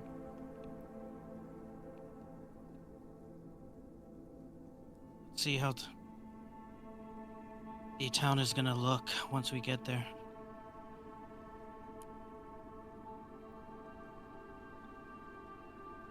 But I'm there for you, Valen.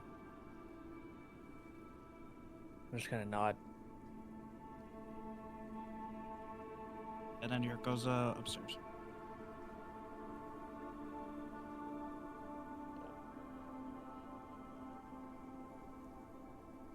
So Billa, I tell this to everybody that gets introduced and follows us in some way or fashion. We have a tendency of losing people very, very fast. Such as adventurers do. Right. But considering that we've had new people accompany us from all walks of life, and I'll kind of notion to Theo and Otis, Hi. they it isn't for everybody. And tomorrow could be your last day with where we're going. Every day can be everyone's last day. I guess as someone who sees more than others, that makes sense. You could fall downstairs and break your neck and never know. That'd be your last day. You can, but we are actively seeking. We're actively jumping down staircases every Yeah. day. Yeah. My point being, you never know. You don't. But I just wanted to tell you that before you decide whatever it is that you want to do. Either it be with the party, with this Liluth situation, or Eternus trying to destroy the world journey, and we're all on the same page.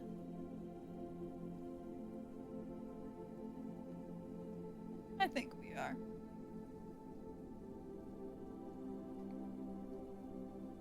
Good.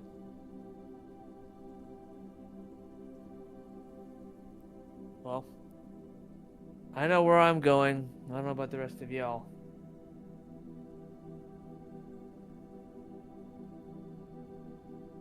My gods will tell me where to go.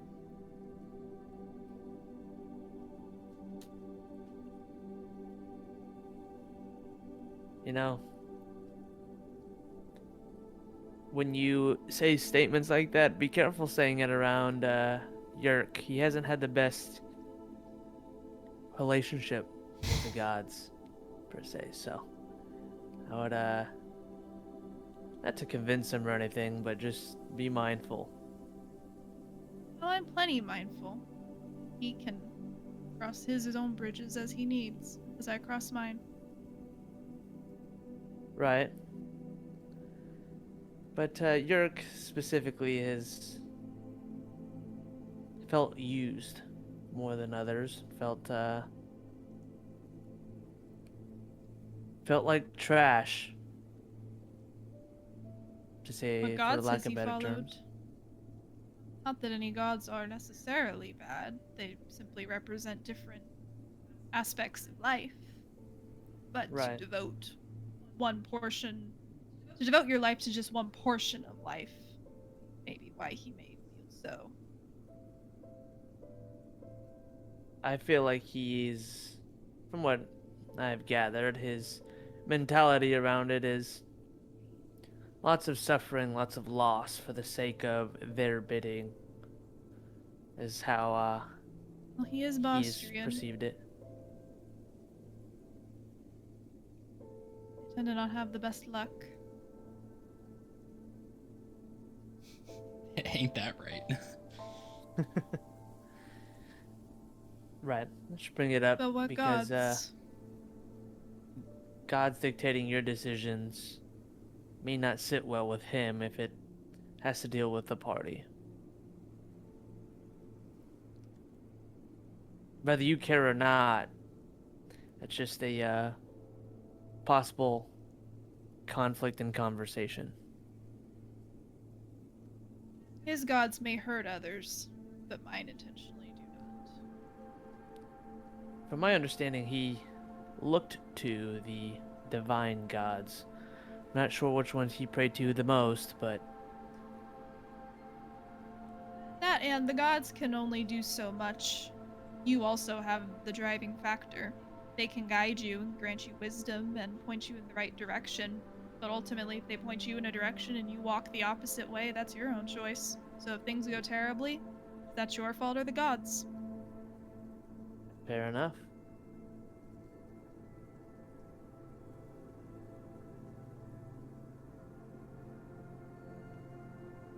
Well, I think I've had enough food. I'm gonna go and join Yerk up top.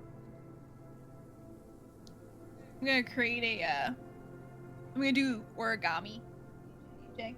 All right. And I just wanna create a flower and send it over to, what's her name? Lilith? Liluth. Lyluth. Liluth. Just conjure flowers in front of her. All right. And remind me what that does. Read it to me if you would mind. It's the one that the flower is controlled by time of day and it opens and closes depending on what time of day it is. Gotcha. All right. You just said Game it. is saying, Jackass King is saying that Taya's mic's slow. Yeah. Her mic has a weird distance thing. Gotcha. But you set the flower by her. You didn't notice this at first, Valen, but as you start to get up and walk away, you and Sibylla see this as well. There's this smile on Liluth's face. A glee. She's happy.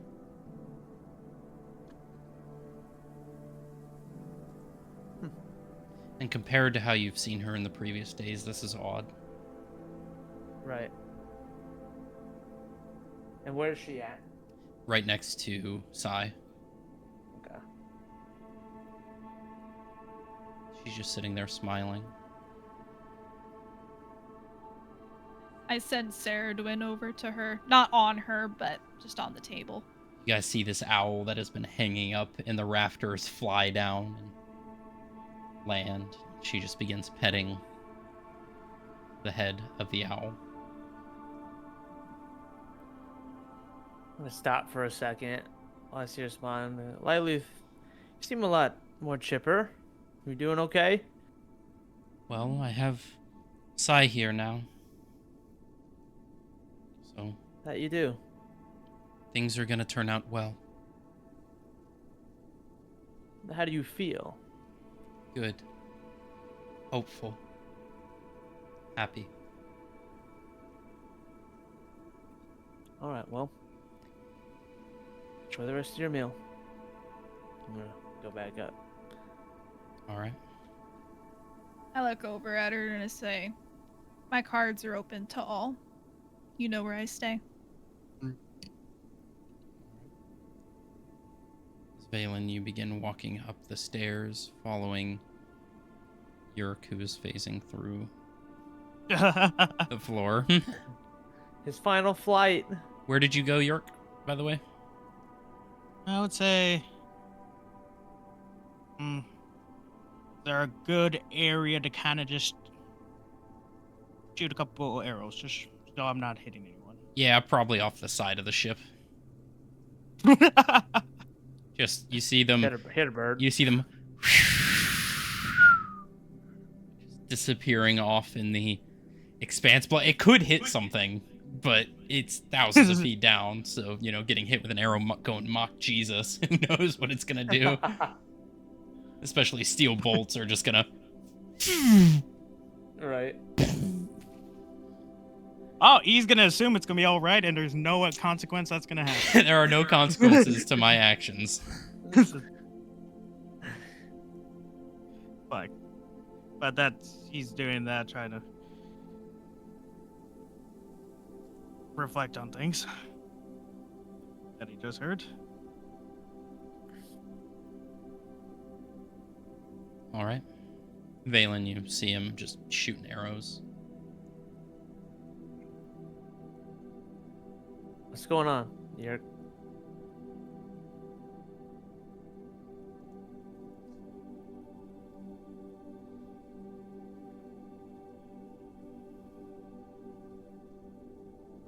like to be right. That's where I'm at right now. Do you know why I turned back?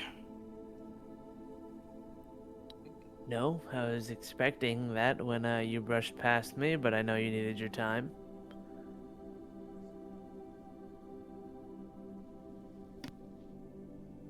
Saw message of Julia.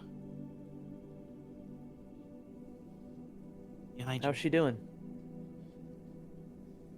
Talked with her. But she was the same markings that Lyluth has. She was chained. She was chained. Like you had a blackout moment and went somewhere else, or Not some kind of visage. A ghost. have you tried to pray to her? I haven't been such luck, and but I still got a few prayer candles. Maybe it'll help a bit. I don't. Don't I forget, I don't also can cast magic, so need to talk with Rose. I don't think I'd talk with Wooly directly. well, no better place up here on the top deck with air and quiet and just us. Ship explodes. I know, right? You know, it's the one. You know, she is down there. Bans supposed to action be of a prayer champion. by Jackass for Yerk. Dang. Dang. Well, fuck me. Fuck you, Jack. That's your people. Yeah, for reference, one of the viewers has the ability to ban certain player actions. He just banned Yerk from praying for the next 30 minutes. Hey, Valen, I surprisingly cannot pray for some reason. Huh? I don't even know what prayer is. I don't know what that means. What does it mean? I don't know.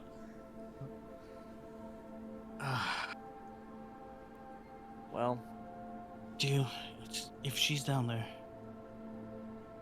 there's only one object that could save them. That's a one-time use. talking about the thing Sai was talking about? Yes. I don't even know what it is. And what the consequences of using it might be. All known. How do you Just know what hoping you I'm- saw was real? I don't. That's what scares me.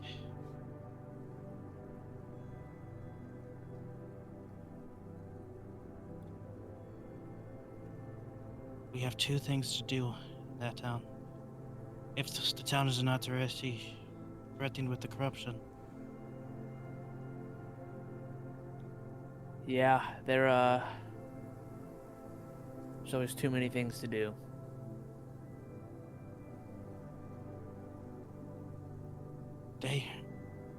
five adventuring parties already are missing. Part of the job. I'm finding this thing. So,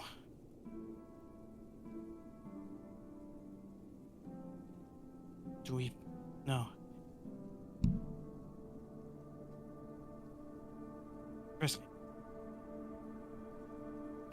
I don't feel safe for you to go by yourself with Sai.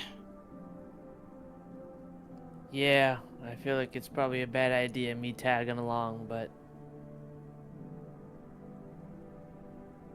what I do. But if we don't also to deal with this corruption, more people will lose their lives. There is that as well. This is exactly why I said not everybody needs to join me. Just brought you back, Valen. Don't want you to die just the next day. I can appreciate that and see your point, but you know, when we talk about the fate of the world, this is typically a journey most people, if anybody, will actually come out alive from. It's a lot. It's literally the weight of the world on what, 6, 7 people?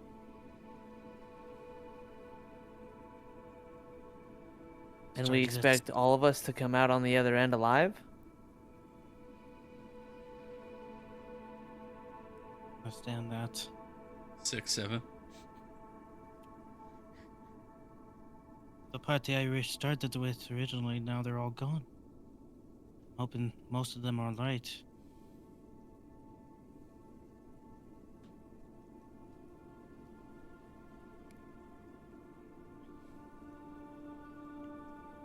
When you left the wastelands, what was your goal? See the world. See the world. Lived in the wastelands for why- 18 years. So why stay being an adventurer? When you can still see the world without the risk.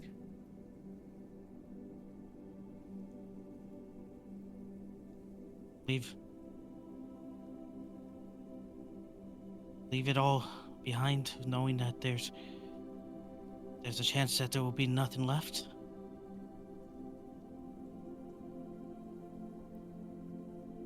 At first, I was, well, I was in prison. So Yeah, I know. and I was given a chance to get out, but with this, with Elisa, you wouldn't know her. Wandering, which of again? Shout out LSR, RIP, my homie. And oh, she's let us out with one condition: to help her save the world, essentially.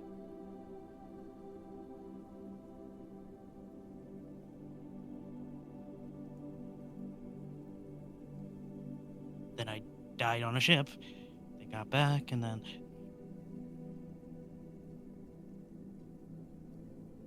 I don't know. I grew to like the people I was around, and then I just kept losing them. The reason I ask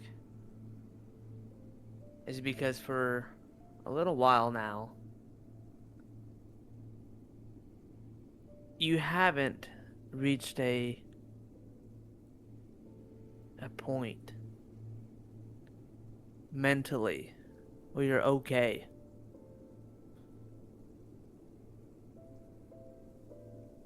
And if we need to save the world and you're not mentally okay, someone will die based off that alone.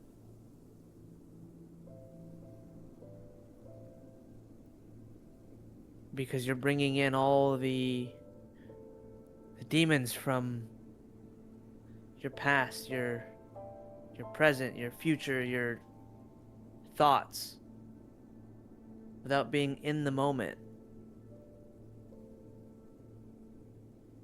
A lot of your actions have been based off of past spiritual influence, whether they be divine, infernal, whatever. But you have never been here. You've always been in your mind. And though I don't blame you for doing it, because I was there not too long ago.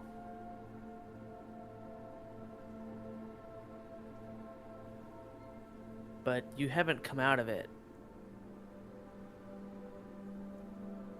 in a very long time.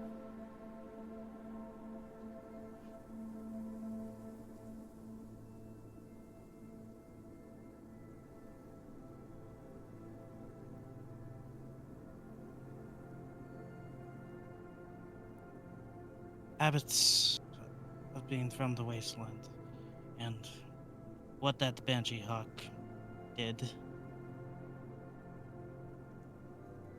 when I was there.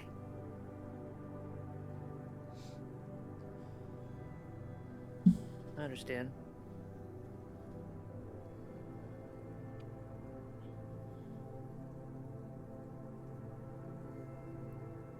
You need to be present.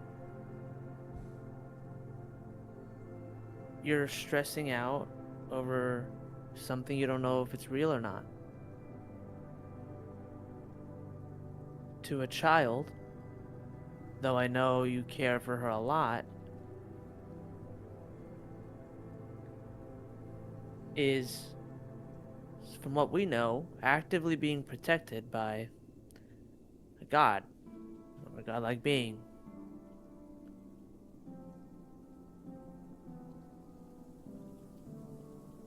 And last time I checked, we are no gods.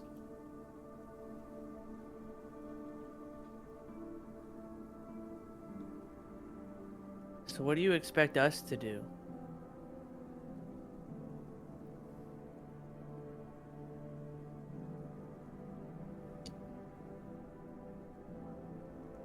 Volia is meant for some greater purpose that Rose had planned. And she still could be.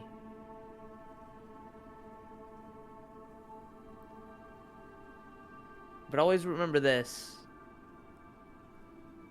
If the divine gods are telling you where to go to become stronger, to fight the infernal, and save the world,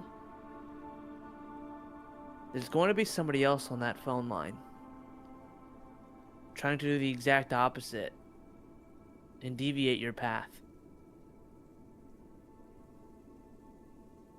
But they know that if they expose themselves too early, that you will catch on. So why not deceive?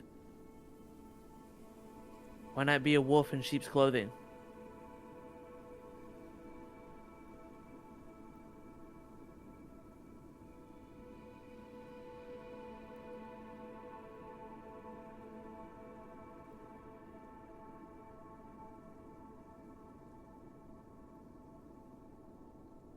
So until we have a solution,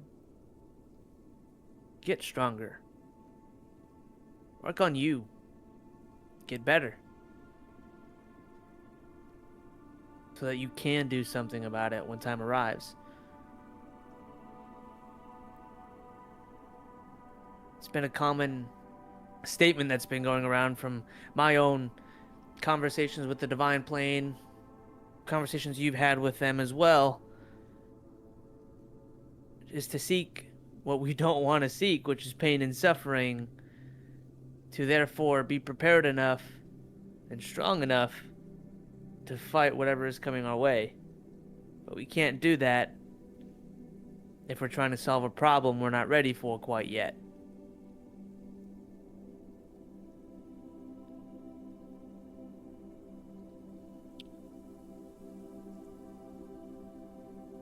Okay. See. As you all are in this ship, you've been flying for quite a few hours now. You're about halfway through the trip or so. You're pretty high up, you two who are talking on the deck. You take a look westward over the bow of the ship. You see faint lights off in the distance. Being up this high, you can see the next city, although very faintly off in the distance, you can see it. You can see the city of Litheron. It's subset into multiple massive islands stretching along. It looks like a border, if you will. You see the mountains are thousands of feet tall. You see pieces of the mountains are broken, but still within their place in the mountain range. If you would imagine a massive stone and ice wall that is fractured in portions. Floating, yes, but still one solid piece. See, it's almost a border of this massive land that you've been flying over. You can see the faint lights off in the distance. Just so you can kind of get a general idea. Right here, you see Litheron? Right here. So you can imagine this is basically a massive wall separating these two massive fields of floating islands over jungle. This is one kind of solid, solidified piece from border to border, or from sea to sea. And you can see very faintly off in the distance, one massive chunk of this island is floating just above, but still in the valley of mountains, the city of Litheron. And you see a storm overhead, crackling thunder, lightning off in the distance as you're traveling. You're about, I'd say, probably around here. You kind of peeked around the mountains and came down. You're about right here at this point, in between Solfier and Scheifier, still over the expanse. And you see the storm brewing ahead, slowly getting darker above you. You can see the massive towers that spire out of the city. You can see what look to be massive chains going from the massive mountain sides connecting to this floating island. And as you're getting closer, you're maybe 6 hours away, 7 hours away or so.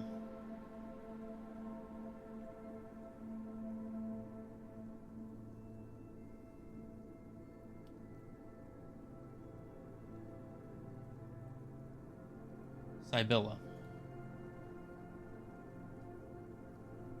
You can hear this thunder rolling off in the distance. You immediately get this feeling down your spine, like a pinprick and a chill. It's almost like you hit this wall. And that same sort of feeling that you have had through your dreams comes back. A deep hunger, darkness, consumption, evil, destruction. Your candles begin to flicker and blow out. You guys look around the ship as you see the lights around beginning to flicker and burn out. Start noticing around as you're looking over the edge of the ship, dead trees, plant life, massive sections of the ground below you, floating mountains or otherwise. There's large patches of dead trees. Can I pull a card? Sure.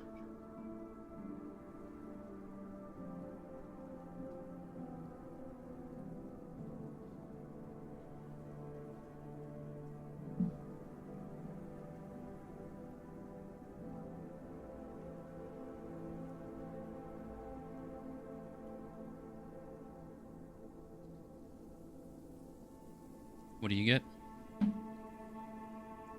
The moon. Hilarious. Hey, that's your last name.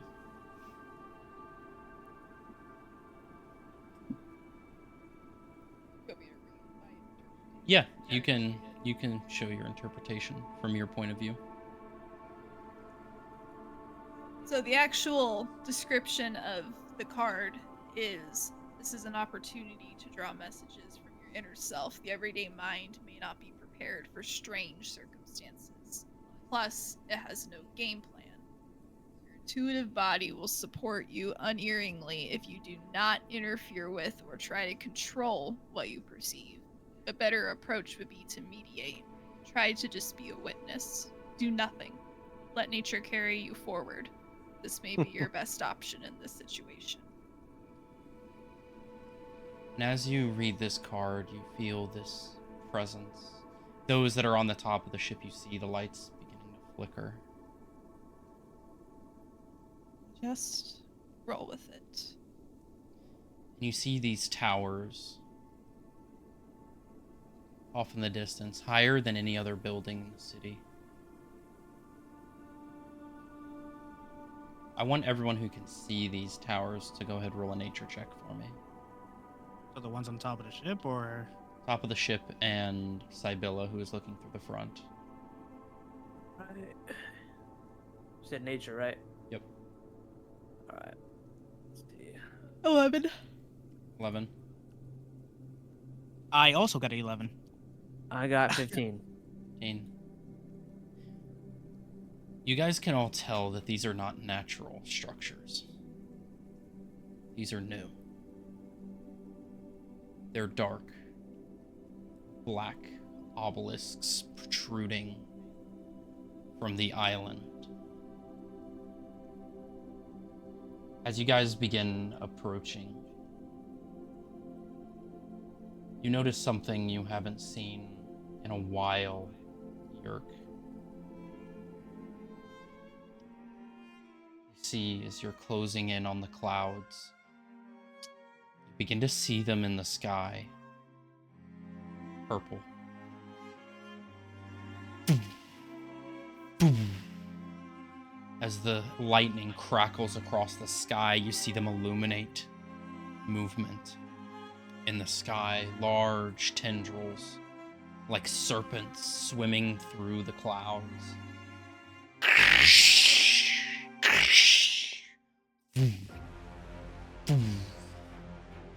See these eyes peering in the sky. These deep purple eyes. You've seen this sky once before. When war arose from the ashes, consumed your friend. Something is here, something dark, something lethal, and all-consuming. And as you see what's before you, the cloud cover coming overhead, lightning begins striking around you as you're getting closer into this storm. The lightning and thunder booming around you, the rain coming down and slapping the side of your ship. You hear Rorik yell out to the crew to start battening down the hatches, getting the ship ready for a heavy storm. You hear it off in the distance, echoing through the chasms, through the valleys, through the sky.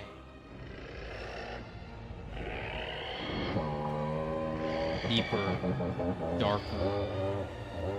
You remember this.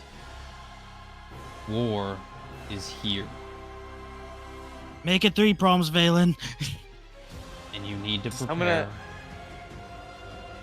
And as you hear this, we are going to end tonight's session. Cosmo Eternum. All right, time to jump off the ship. As we end, can I yell out to like Sai and Lilu? Mm-hmm. Get up here! All right. I hope you guys spend the week figuring out and preparing yourselves for the next session. It'll be a fun one for sure. We about to lose the ship. We about to lose this ship. Wow, how convenient. Ed comes in right at the end of the He session. knew. He knew. Damn. So for all of you who are watching, thank you for tuning in yet again. I hope you enjoyed your time, and I will see you next Sunday at 2:30 p.m. Central Standard Time. Links to the Discord are in the chat. Feel free to join there if you want to see any extra content. So thank you all for watching, and see you next time.